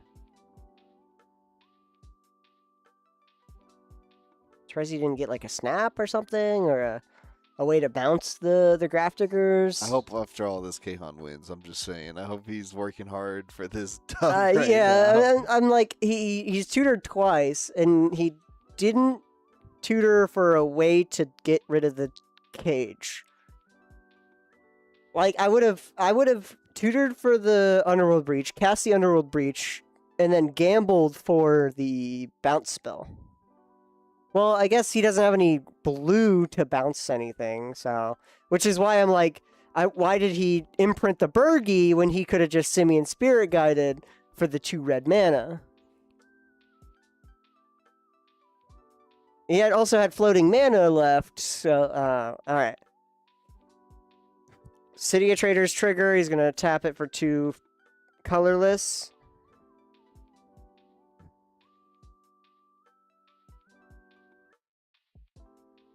Alright, he floats 2 City of Traders here.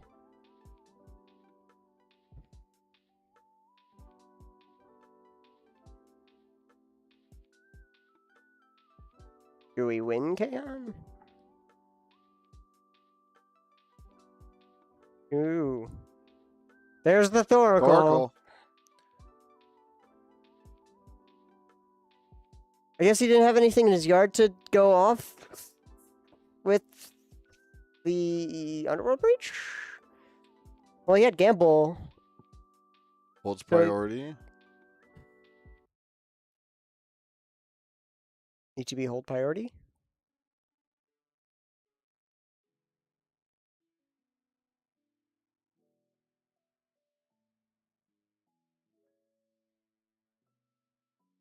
Archdruid's Charm. I don't think there's anything you can get for it, though. Land will come into play. Ooh, Tommy is thinking, what utility land can he get to stop this? There is technically a land he could get. It's already on the field, I think. No, it is not. He could get Grierreach Sanitarium, which makes everyone draw a card. But he will counter. Demonic Consultation with Oracle. ETB, yeah, Demonic Consultation, the Oracle. And KO wins. Guy's Cradle. Naming Gaia's Cradle, he does not have that. And Thassa's Oracle, ETB. Which is why, like I said, I mean, luckily Tommy could have stopped it if he got something that made someone draw a card, but... Well, good job to Kaon. I'm gonna ask him. What was that like a little bit of a flailing of like winning. Kaon just slaying out, man. He's just slaying. Chilling, enjoying a round of CDH. Well, okay. We'll see you guys in round 4.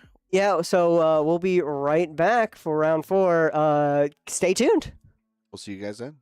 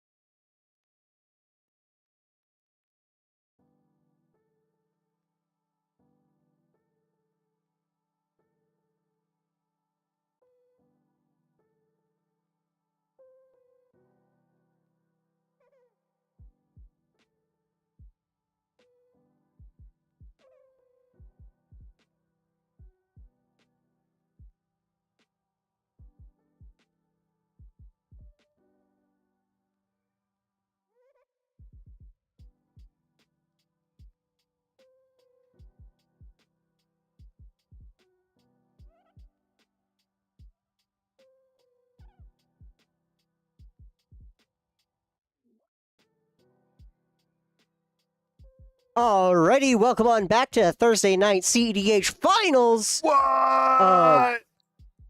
today. Heck, yeah. I'm having deja vu.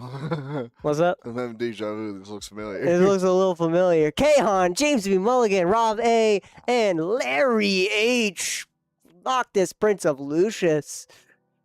Heck yeah. Imagine Larry wins. And Larry wins and claims gets and steals James's like first nickname on his- stream. yeah. Oh no, we didn't. We already had a first nickname on stream. We had Mr. LV. Yeah, we had Mr. LV, but That's right. That's right. James still looking for that weekly win. James is looking for that weekly win. But look at this table, right? We got some fun stuff. We're gonna start our predictions as I introduce you guys to our players. Whoop. Welcome on in, everyone. Welcome on back, everyone. Woo! Kaon's playing Rog Sai. You know it. You know how it. Turbo Grixis. Yeah, some rock sigh. We got Tim Necrom. We got some Blue Farm action. We got a Kiri Thras, a different little flavor of Blue Farm. Sans Black Blue Farm.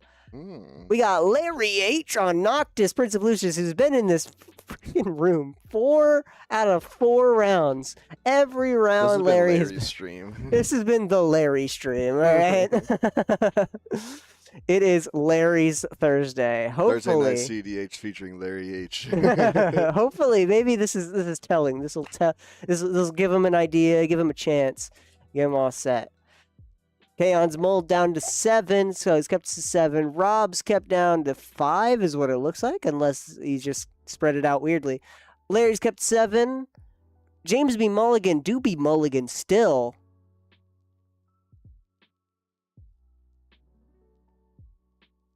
He be Mulligan.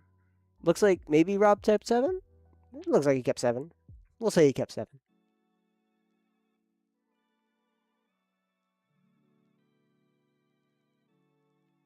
James is questioning this hand. See, he's pondering it. I bet he mulls it away. Oh, no, he's putting down some cards. He's putting down some cards to put on bottom. Looks like, oh, no, never mind. Never mind. Okay, no, Oh! yeah, he doesn't want that.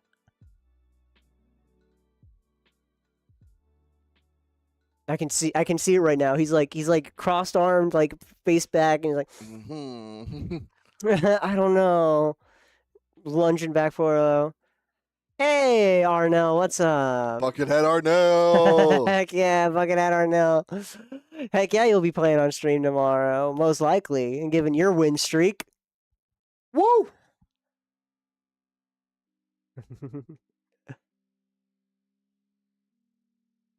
Oh, almost got it. Hopefully, James, stop twiddling your, twiddling his hand, Joe.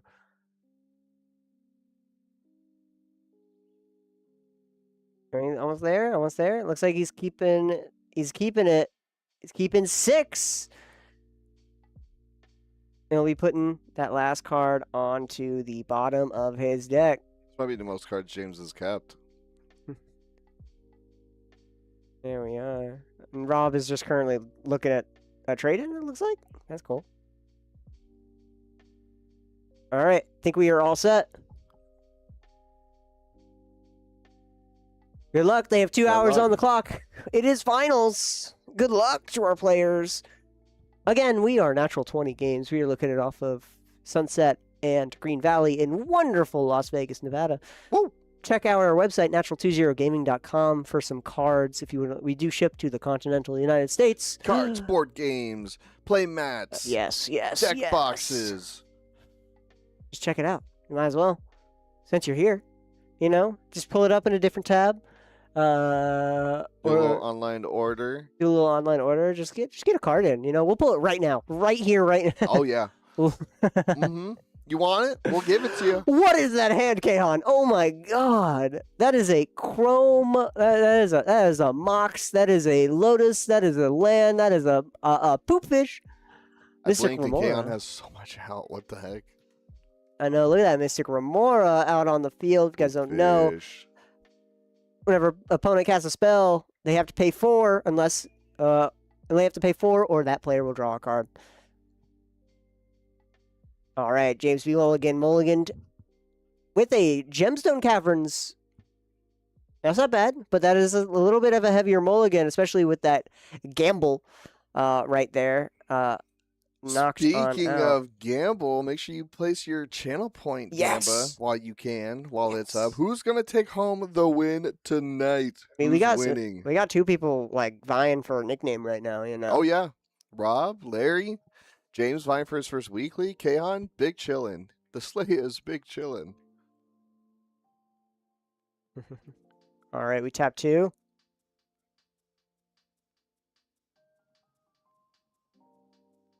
Belwar Stone.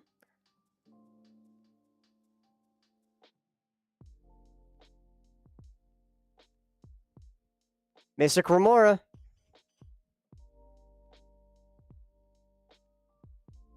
Again, another Mystic Remora out here on the field. Looks like we are sitting in for a long one, y'all.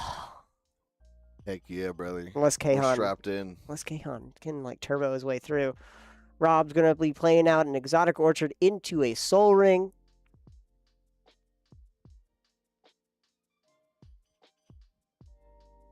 $1.5 on the Slayer. 0.5. Alexander putting some bands down. 2.5.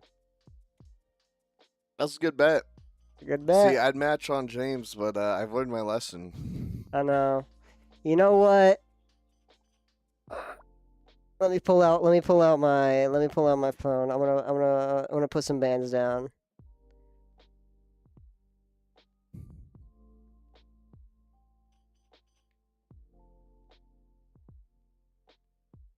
Open. Oh, whoops, that's not it. There, let's see. There we go. Predict. I'm putting some bands on Larry. Oh. No, shut up, me. You like hearing your voice, Sean? I do not like hearing my voice. Wait, where are we going? There we go. Larry. Can I predict, please? Larry? Why isn't it? It's not letting me predict. Not letting me predict. No. Oh no! No. Oh no! Not able to predict today.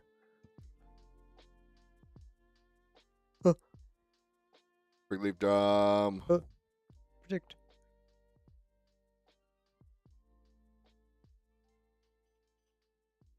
Oh my god, I can't predict. All right. Well, you guys it's a know little I'm doing buggy. Larry. I'm rooting for Larry today. I think you know he's learned his lesson throughout the 3 rounds. You know Yeah. he felt the good winning victory, but the crushing defeat, and now we're having a third act like revelation. Yeah, I'll play the Grim Monolith. This guy's so much mana. Yep, Grim Monolith. Oh my word.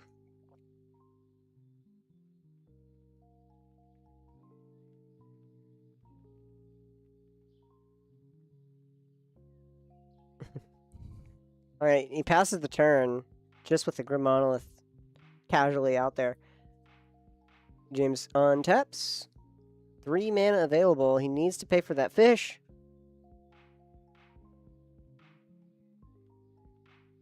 Does he want to keep that fish, or does he want to let it go? Because I mean, to be fair, they didn't pay for it. He's drawn a lot of cards from it already. Same with Kaon. Kaon has also drawn a lot of cards from it, but he did keep it because of all that mana he already has. He does pay for it. Perfect.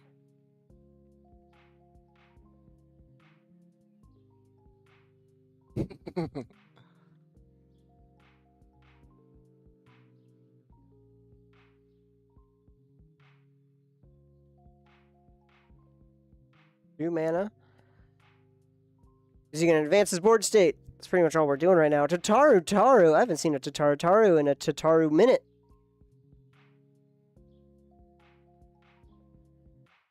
It's too slow, man.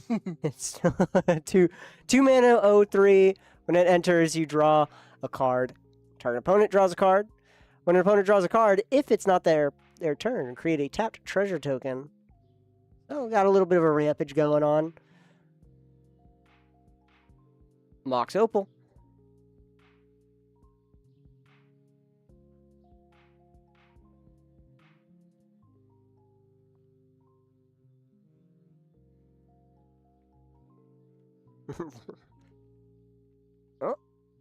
Rob playing a polluted Delta. He's like, yeah, don't judge me.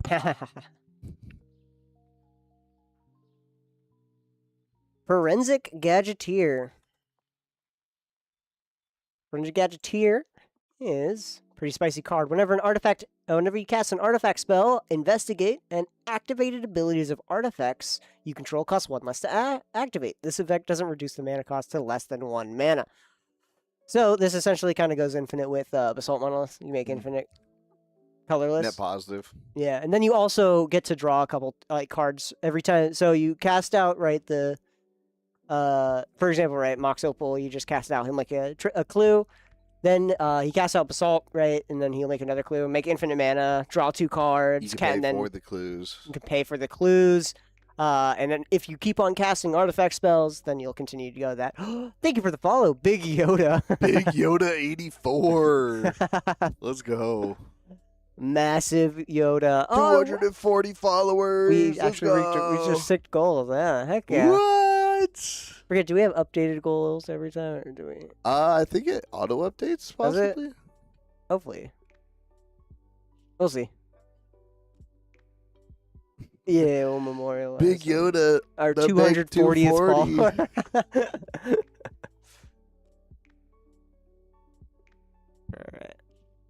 Alright. Okay, it'll update at the end. Yep. Sweet. Oh, we reached the goal. That's a lot of mana cans still making. Insane. It says it on auto updates. Oh.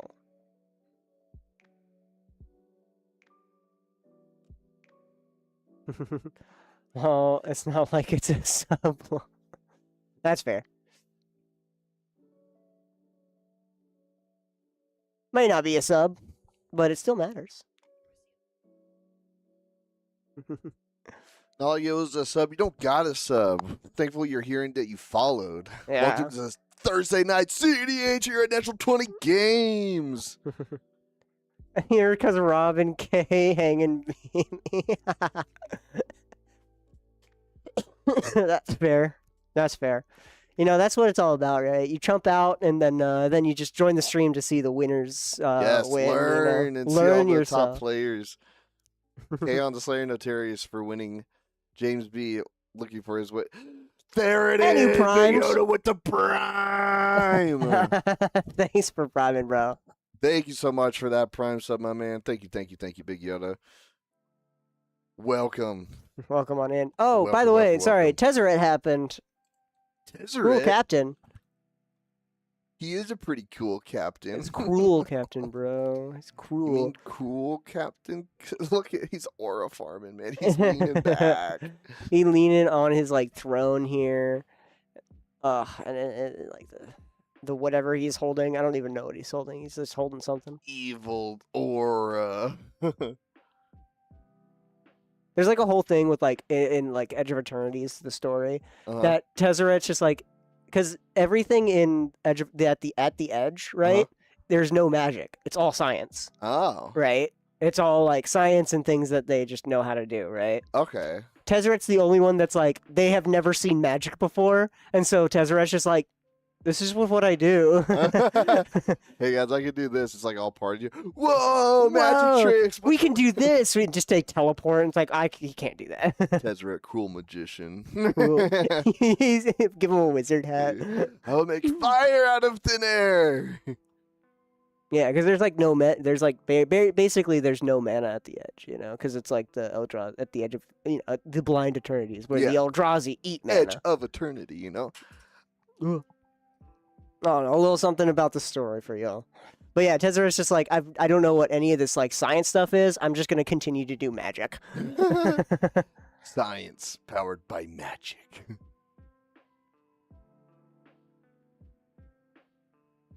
Vexing Bauble gets cast by Larry as well, by the way. Vexing Bauble. Players can't cast, whenever a player casts a spell, if no mana was spent to cast it, counter it. And then for 1 and tap, attack it to draw a card. So, Kahan, you have a lot of mana. You can cast a whole bunch of stuff, but you can't cast free things. No free, no Nothing free. for free. So gotta be careful. It don't work for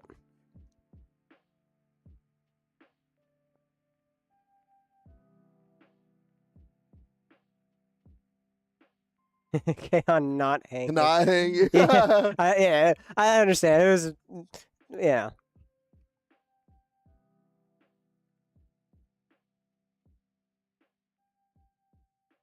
That was Zach calling on the phone.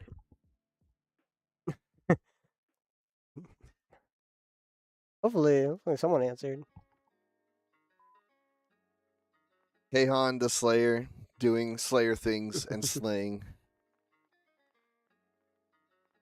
I don't know. He needs to just slay right now. Queen, slay.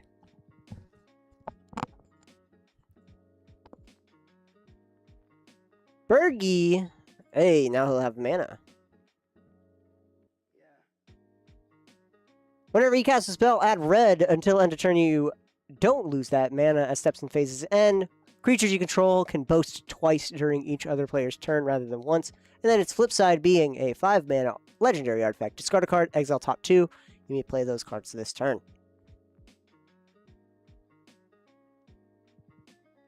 Get probe, targeting Rob.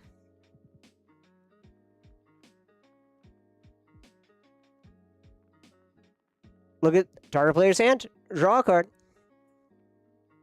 Get to have a little bit of a sneak peek.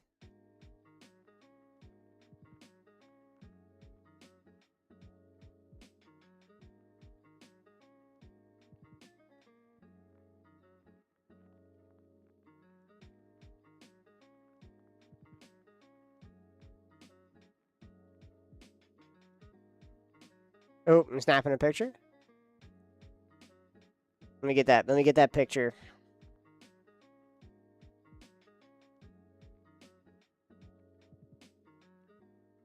Troy's probably doing push-ups waiting for this game to end. Troy the Silent Assassin is a He's getting fiend. ready.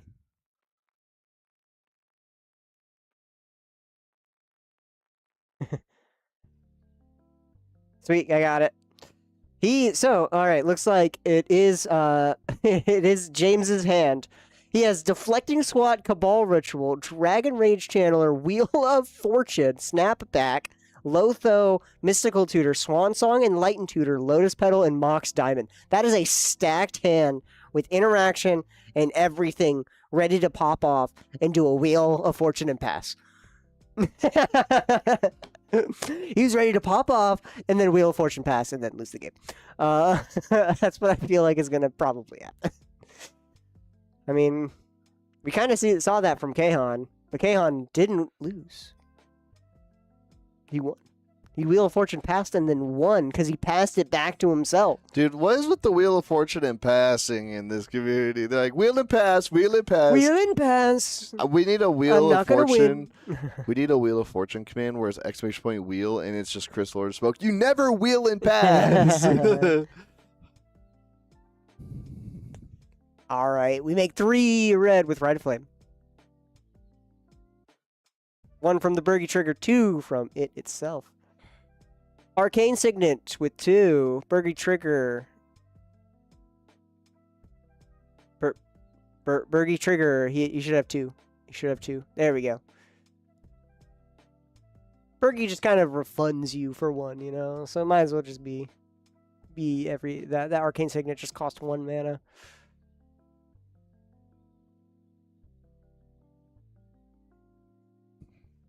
And the red mana goes away as he passes the turn. Looks like Kahan is trying to steep up some mana for whatever James be doing. That Lotus Petal and the other cards here, the Mox Diamond is not going to be able to be used because of that Vexing Bauble, unfortunately. Deflecting Swat is going to be in a similar case, even though he doesn't have his commander out yet, but when he does, he won't be able to cast it for free. I mean, Mystical Tutor and Enlightened Tutor is pretty spicy. It's got a lot of options, a lot of ways it He can go here. does. He does. He has flexibility.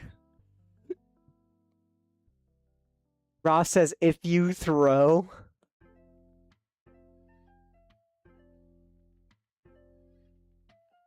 Alright, James is going to untap.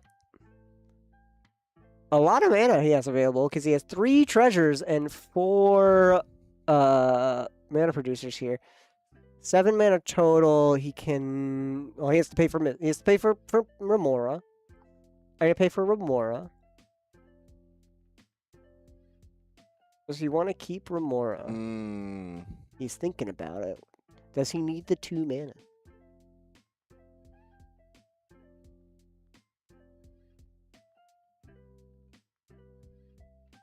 While we wait for the next move, you guys should join our Discord community, right? Yeah. Space Point Discord. It's in the. Just scroll down. Announcements, updates, in-store updates, ask staff questions, cool emotes, an awesome server tag. Sheesh. It's pretty cool. It's pretty cool. You should Space Point Discord.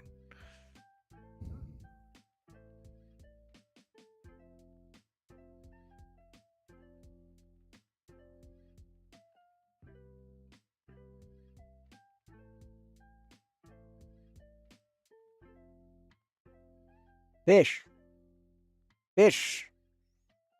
Mulligan. Mr. Mulligan, are you going to be sacking a fish? Or are you going to be paying for it?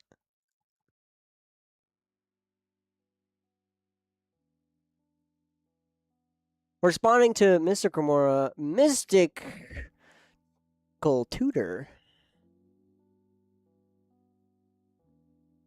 When be searching for an instant sorcery and putting that card on top. In response to the Mr. Kimura.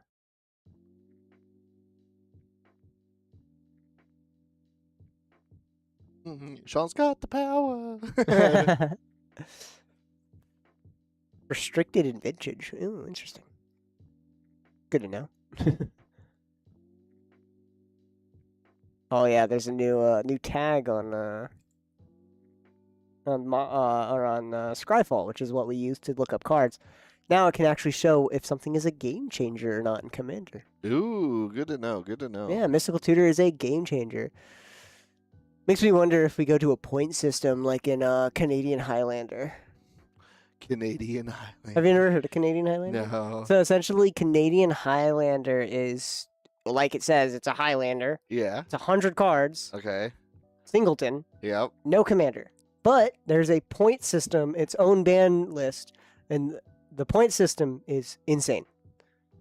Interesting. So It's like the you only Canadian have like Football you only League, have it's like like- 10 points worth of stuff. It's like CDH light. Oh it's like no, it's Canadian CDH Football plus. Like shit, so stuff like Moxen, the Moxes, the Power 9 are legal. Light. Oh, okay. So But it's like their an extended points- legal rate. Yeah, but okay. they cost points to put in. That makes sense. It's Okay. a very cool format that I would want to love. I'd love to try out as like proxy it for a bit to just Dude, what just if to we see did how like it a is. little bit of content around it? Maybe Ooh, once try you to do get some set up, Canadian maybe like a video Highlander. of Canadian Highlander. Be kind of crazy. Losers got to pound like a bunch of syrup or Pound of syrup. some maple syrup.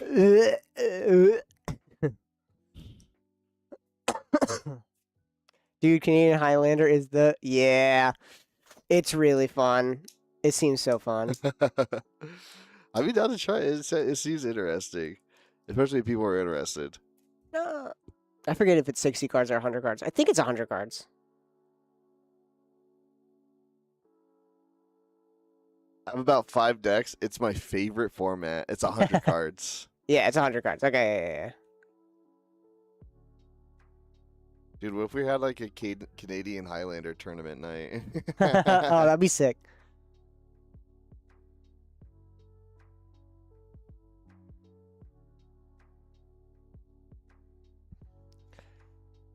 All right, Molly, freaking James is finally taking his turn as he is fetching a land. He did sack Mr. Kimura finally.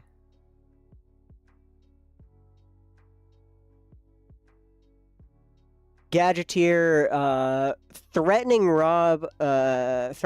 Rob's win at the moment.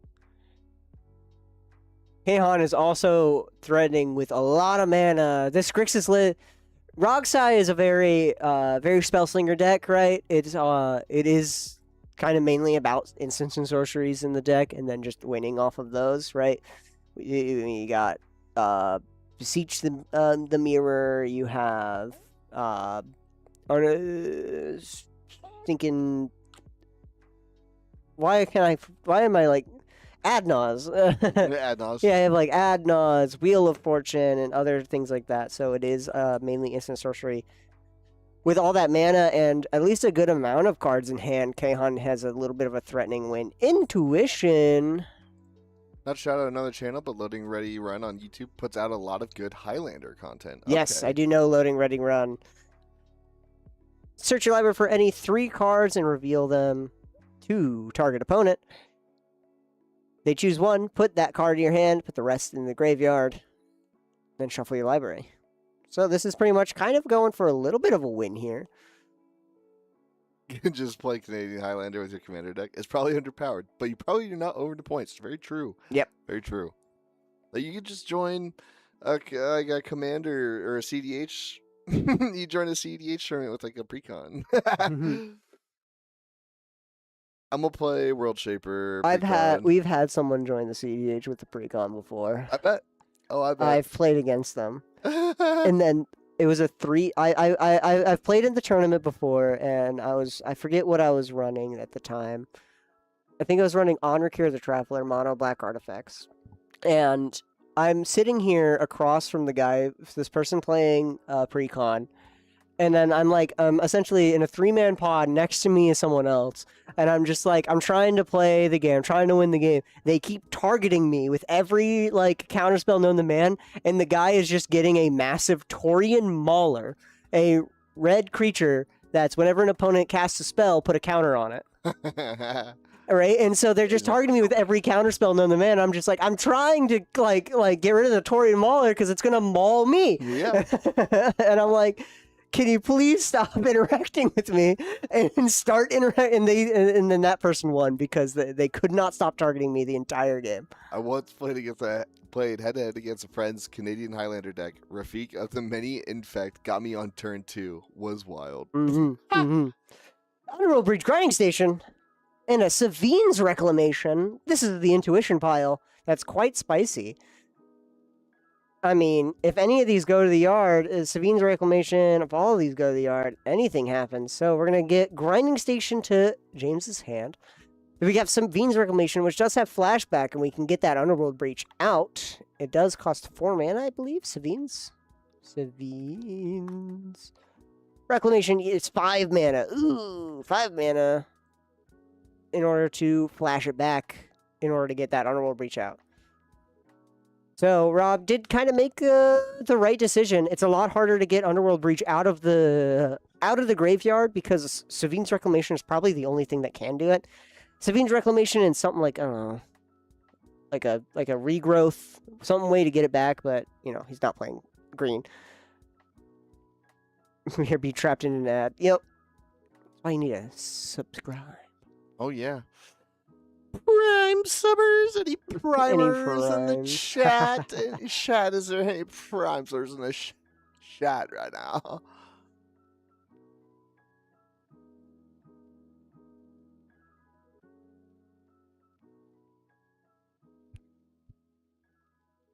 Judge Alexander said he's gonna drop 5 subs if James B. Mulligan wins this game. yeah, he said that. I could have swore I heard Judge Alexander. Yeah, he must have. It might have been a. I think that was the wind. Must have been the wind. Rob requested F in chat, everybody. F in chat, everyone. F. Oh. F in chat. Paying respects.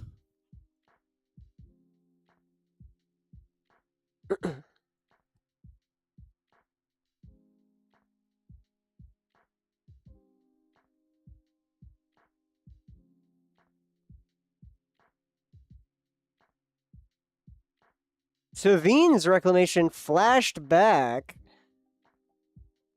How are we flashing it back? Did we have enough mana for it? That's crazy.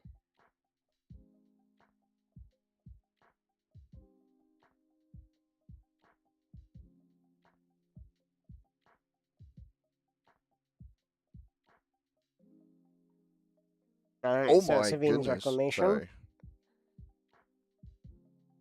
gets back the Underworld Breach, and then also Oh my the other goodness. target It's a is Bleach getting a Lotus Wine. Petal. Underwood Bleach Wine. I need somebody to just counterspell the heck out of James right now. I'm Yeah. so salty James got his nickname off stream, man. We have been waiting months for that. There's the Lotus Petal. 3, and he has 1 floating, it looks like. So he has 3 mana total. Do I feel a grinding station coming on out here? Is that a 1 mana floating? It looks like a 1 mana floating. Yeah.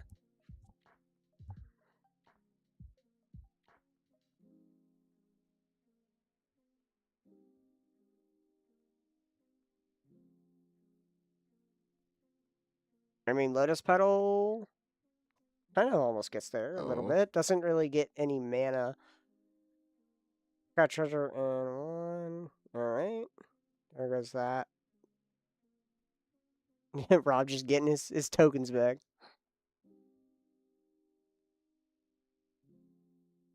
They are at a table and not doing webcam. When Rob reaches his hand in James' board, it's freaking me out.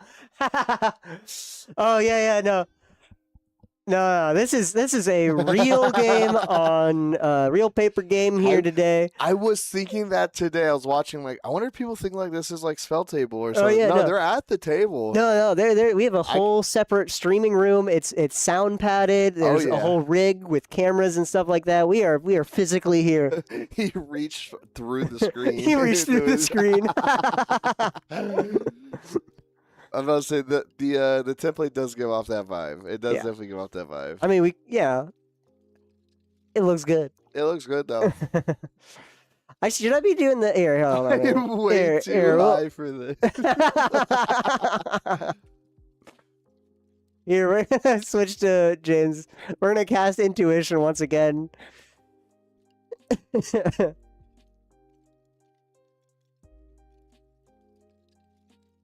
Yogmoth's bargain bin. Alex Bargain talking bin. about the name. That's a good name. In the meantime, Bro, we've had some banger names in the chat. So Yogmoth's bargain bin. We had Big Yoda, dude. Some awesome names. what are you doing, James? What are you searching? What are we getting today? Watch James like get through this whole combo and be like, I'm 1 minute off again. Oh yeah, 1 minute off. I'm skeptical when James cooks.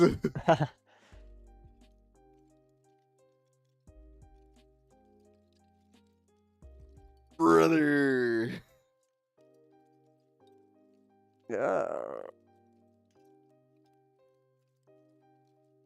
Getting there?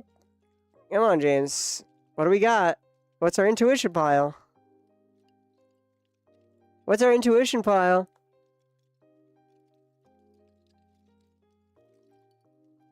Oh, there's the intuition pile. We're making progress. We're making progress, James.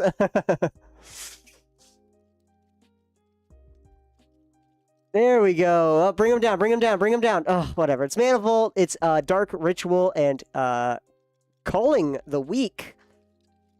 1 mana sacrifice, make 4. 1 mana, make 3. And 1 mana, make 3. All rituals here.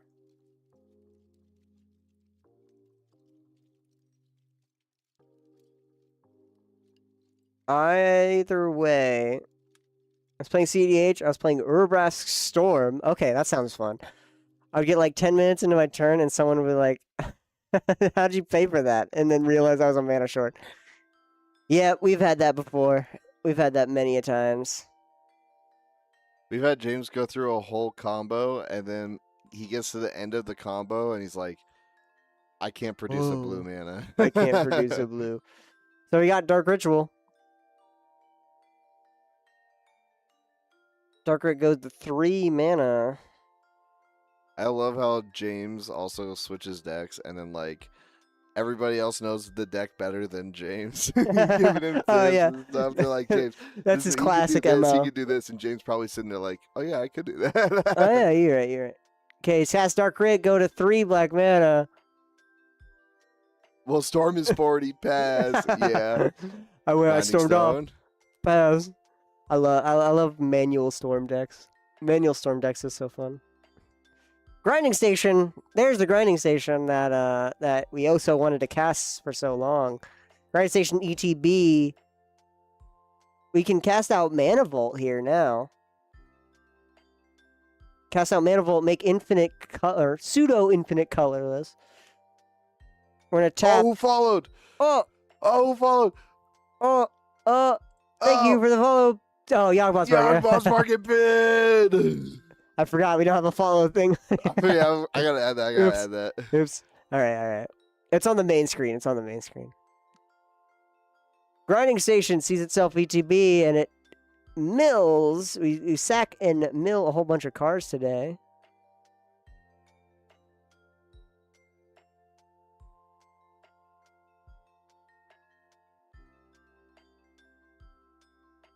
Offer Witchclaw and Voice. He has a Felwar Stone in the yard. That's what he sacked. That's right. He had a Felwar Stone. That's right. All right. We're going to cast out Mana Vault. We're going to make a whole bunch of mana today. If you guys don't know, this combo, Underworld Breach, Grinding Station, and a mana positive artifact, very fun, as you will be essentially so Underworld Breach requires 3 extra cards to cast something from your graveyard.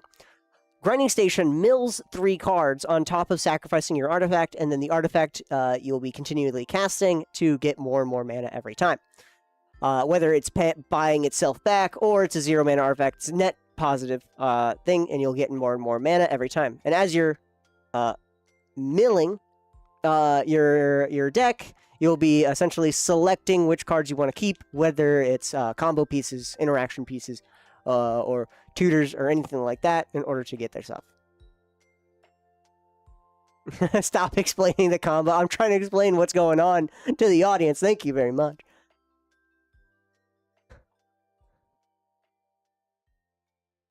All right, he's getting interacted with. Fair enough. So we got Chain of Vapor. And bounce our Underworld Breach back to hand. Well, I gotta explain the combo and why they're gonna be stopping it, you know? We're gonna switch on back over to here. That Chain of Vapor is bouncing this thing. James is now going to be choosing to copy it.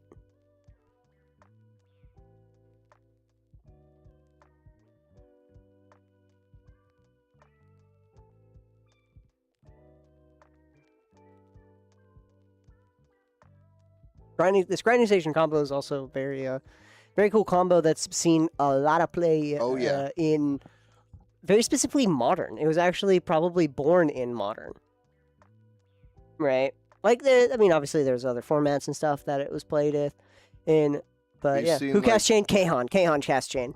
We've seen Troy the Silent Assassin pop off many a time with Grinding Station. Seen some really cool Grinding Station combos from Mr. Silent Assassin. Yep.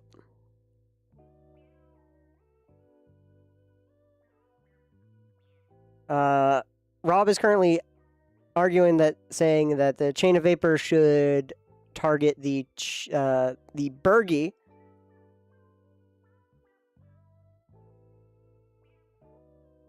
Larry's just chilling.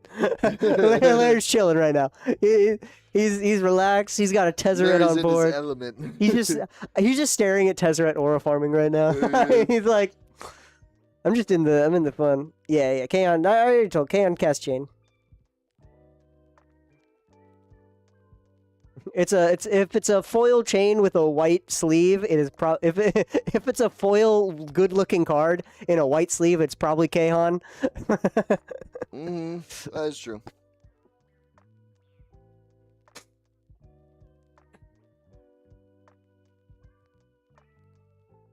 Why are you worried at me? Because you're next.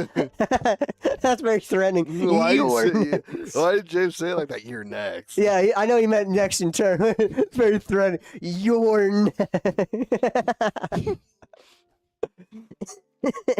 Rob goes next.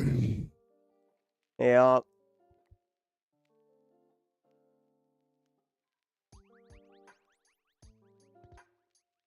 Eat a clue to draw a card.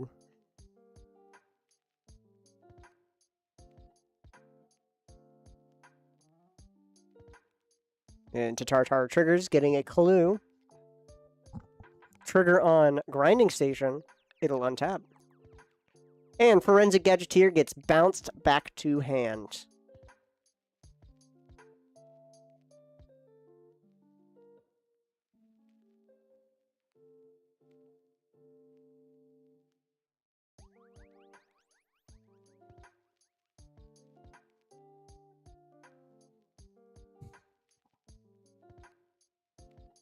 We got any primers in the chat? Any, We got any any prime? primers in the chat? Chain of Vapor, Rob is going to not copy it, put it into the yard. Manifolds. It's Minimal. finally resolving. Manifolds. Hopefully good. There we go.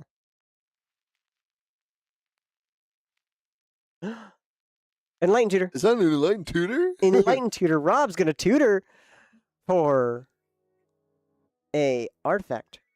Or enchantment. tutor.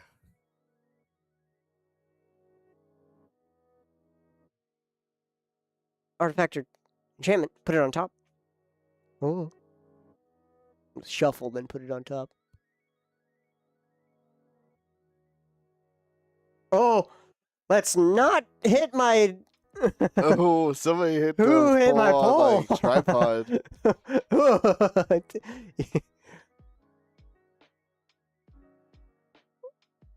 Oh, to recenter it. Oh, it's a little off now. You can tell it's a little off It now. got bumped. Ah! Ah! Ceiling rigging, hopefully in the future. Yeah. So that stops happening. Stay off the pole. Stay off the pole!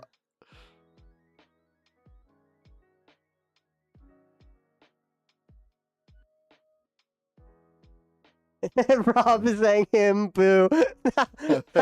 James Boo. Sorry, yeah, Rob's being a little bit of a salty player. A little salty right now. Oh, there's Underworld Breach. Yep. Oh, yeah, we're ad-nausing. Yep. Kaon's ad-nausing on top of the Enlightened Tutor. Here we go. Diabolic Intent. Ooh, Deadly Rollick. Ooh, Grid. James James Boom. Boom Mulligan.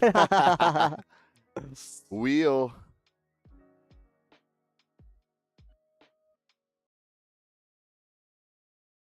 There's a wheel. Are we gonna wheel pass and then win the game again, Kaon? Down to 6. It's down to 6. Oof. All right. This is where Kahan the Slayer locks in. It starts slaying. I don't know if you can win at instant speed. Because he's on top. This is on top of the Enlightened Tutor. Yeah, but it's like Kahan the Slayer, you know? No, true. He's gonna whiff the Enlightened Tutor, and He could get an Enlightened Tutor, and he can tutor for something that, like, kills Kahan or something. I don't know. maybe, yeah, That'd true. be funny. Like, ETB deal, like, 6 damage. Walking Ballista. Oh, Walking Bus would be nasty. My Ballista would be nasty.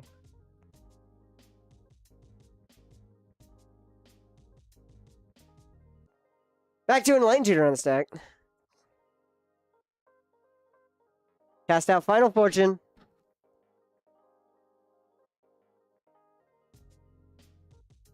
Yep. Enlightened Tutor on the stack. Cast out a Final Fortune and take an extra turn. Looks like Rob's scooping?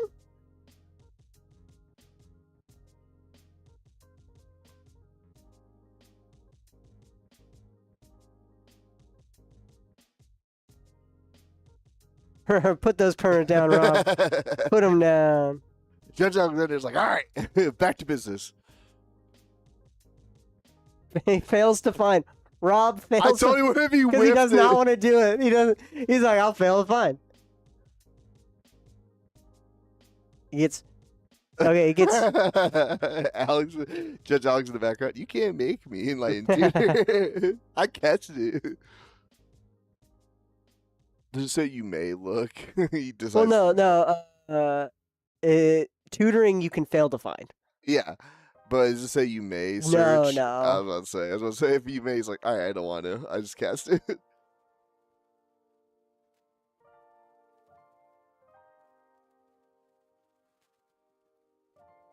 Rob's end step goes to Kahan's turn. Whoop. We'll go back to Kahan.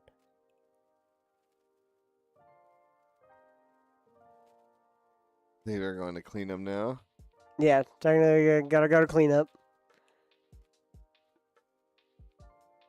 Yeah, I'll just stay suited. Okay. Here you go. Just to let you guys know, it's Rob's turn. All right, now it's back to Kahan. Sorry, we had to go to clean up. Yeah, we had to go to clean up. Final fortune turn. Then after Kahan's turn, it'll go back to Larry. You lost to a chain of vapor.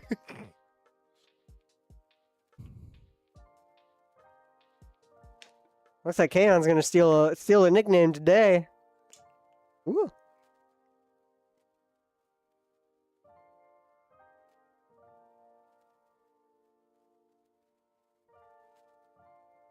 Kahan's pointed at Vexing Bauble, asking if it was a trigger. It is a trigger, so he can respond to the counter trigger. So basically, it's whenever an opponent casts a spell, if no mana was to be was spent to cast it, counter it. But it is a trigger, so he can actually do something on top of it. Defense grid. Bergie trigger. Factor negate, if only.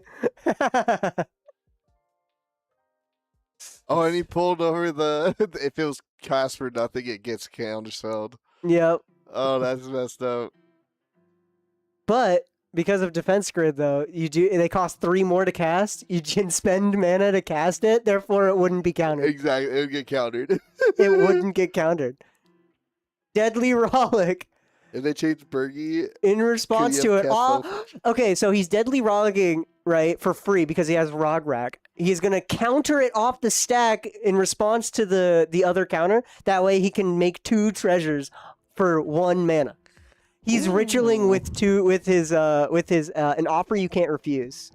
And he also gets 2 red because of it, because of Bergie. So he got 5 mana. Or he got 4 mana for 1 mana. So that's like essentially a culling ritual for Underworld 2 cards. Breach, Underworld Breach. Bergie trigger. Bergie.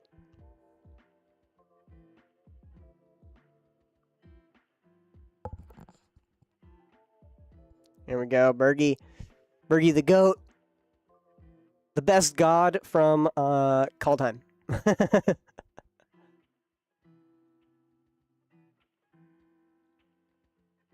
Look at that chain of vapor shining right there. Oh my word. Oh, it's glaring. Ah, Oh, the bling. my eyes! My eyes! It's like the Boondocks episode with like the watch. I don't know if you're you read my watch. You got sunglasses, don't you?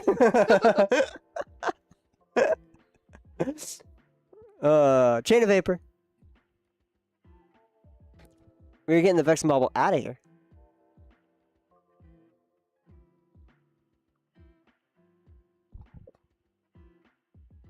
Someone said do something. Do some. Do something. I dare you. Kahan Slayer of names up in here, right? Denying people nicknames. If you guys don't know our tradition with our CEDH Thursdays, anyone who wins, Trigger Bergie would have cast Final Fortune. Chain Bergie, could he have cast Final Fortune? Yes, I think he could have. I'm not sure. I mean, you might be right. Rob was making that argument to like chain the Bergie, not the other card, the Gadgeteer. But to be fair, Rob did threaten to win. Crouching Tiger Rising Dragon card. Look at her. She's doing the Crouching Tiger Rising Dragon thing. Ooh. Whoa! What was I saying? Oh yeah, like we have a tradition on Thursdays. Our tradition is if you win our Thursday night tournament, you will get a nickname eternally onto your account with our store. So whenever you come into the store, you have an account, right, for emailing receipts or store credit or anything like that, and you'll have a nickname eternally on that, right, as well as there's another sheet that we have. So every time that you play on stream, we put up your nickname. So Kahan has one before. That's why he's Kahan the Slayer. James B. Mulligan has won a CEDH event at not a Thursday night, but a CEDH event, and he has become James B. Mulligan because he be Mulligan all the frickin' time. Oh yeah. Oh yeah. But you have to win the entire tournament, the entire event. Brain Freeze targeting himself.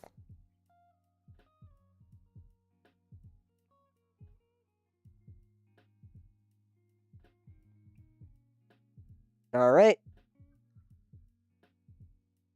We're going to count Storm because we have not been counting Storm since. 7. Storm count 7. 2, 3, 4, 5, 6, 7. There we go. Or not Storm count 7. Storm count 6 plus 1 with the Brain Freeze. We flip over a bunch of cards. You have him move the Grim so we can see Betty White. The Golden Girls. 3 formats, not named commander. I'll win mine eventually. Absolutely. Or a Pokemon tournament. Oh yeah, Pokemon too. Pokemon has their own. So every Friday night, Pokemon tournament. By the way, we'll be streaming that tomorrow. Every Friday night Pokemon tournament, if you win that one, you also get a nickname eternally more immortalized for you. Every The stream. legend of Bucket Hat Arnell has begun. Bucket Hat Arnell.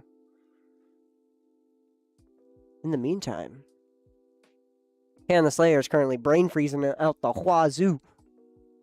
So, I mean, obviously, we see Demonic Tutor. We're going to be seeing the huge, The popular. the used Thoracle, the cards, yeah. Demonic Console, the Tainted Pact, the other stuff. Lead. LED. Yep. There we go. LED and Brain Freeze. That is essentially it. That's it. That's a game over, pretty much.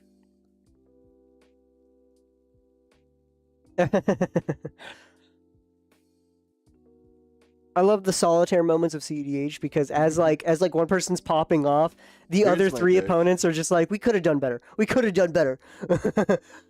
If this didn't happen, if you targeted this instead. What is Fofo?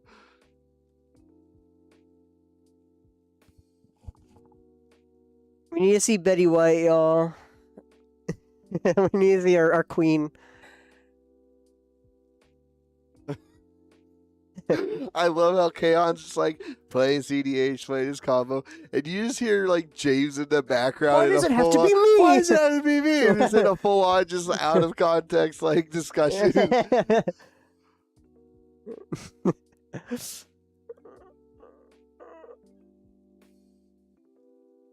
It's better that I lost to Kaon than to Rob. What is going James on is- in the room Oh right my now? word.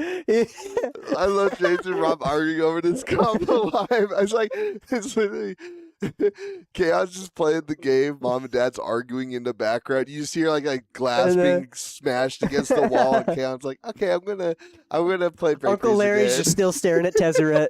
He's still looking at Tezzeret or Farman. He's like, I cast that. I did that. Larry gets I a wa- front row seat to some good sitcom right now. He's I will just say, watching. you wish you could hear it, but unfortunately, the conversation's not quite family friendly for stream. Dude, we should totally do a Patreon where we post versions of CDH Thursday with the room mic. You have to pay like a fee, and it's like 18 plus content with the stuff that gets posted. But Yeah. dude, some of the stuff that gets said at this table is so freaking hilarious. So crazy. Kaon gets it. Oh, Kaon gets it. That's it. Kaon the Slayer wins Thursday night CDH at Natural Zone. I'm gonna turn down the volume while they yell, and we do our closing here. Thank you guys so much for watching our Thursday night CEDH for Natural 20 games. I've been your humble commentator, Sean. With me as always, Jeremy. Make sure Jeremy. you join our Discord for Yes, updates, exclamation point Discord. announcements, in-store events, Yes, updates. yes.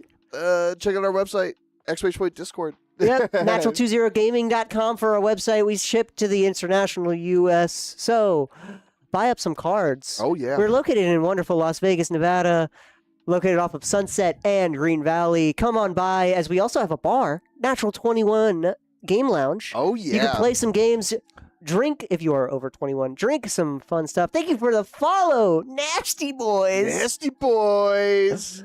Thank you so much. Of course, always, come over to the bar, drink, and play some Magic. Thank you for the exclamation point Discord. Oh, thank you. In the meantime, right, check out some cards. Also, if you guys play CEDH and you are planning to be in Vegas around St. Patrick's Day, Yes. well, we got a little fun thing going on. We have our second annual Shamrock Showdown, our big CEDH event. VV player here. VV players. That's right. Heck yeah. We love our Is It Spellslingers, Alrighty. All right, but if you guys are going to be here, March 15th, Shamrock Showdown 2, we're going to be having custom playmat as well as a bunch of fun stuff. It's a 7K tournament. Come on in. $7,000. We have to pay our bits. Yeah, we pay out the bits. Pay on the Slayer. There you go, Mr. Judge Alexander. Alexander, by the way, in chat, is our judge for the event. As you guys can tell from hopefully from him giving some insider commentary. Oh yeah. What's going on in the room. But as per usual, we've been Natural 20. Thank you guys so much for watching, and we'll see you guys tomorrow for Pokemon. Woo! See you guys later.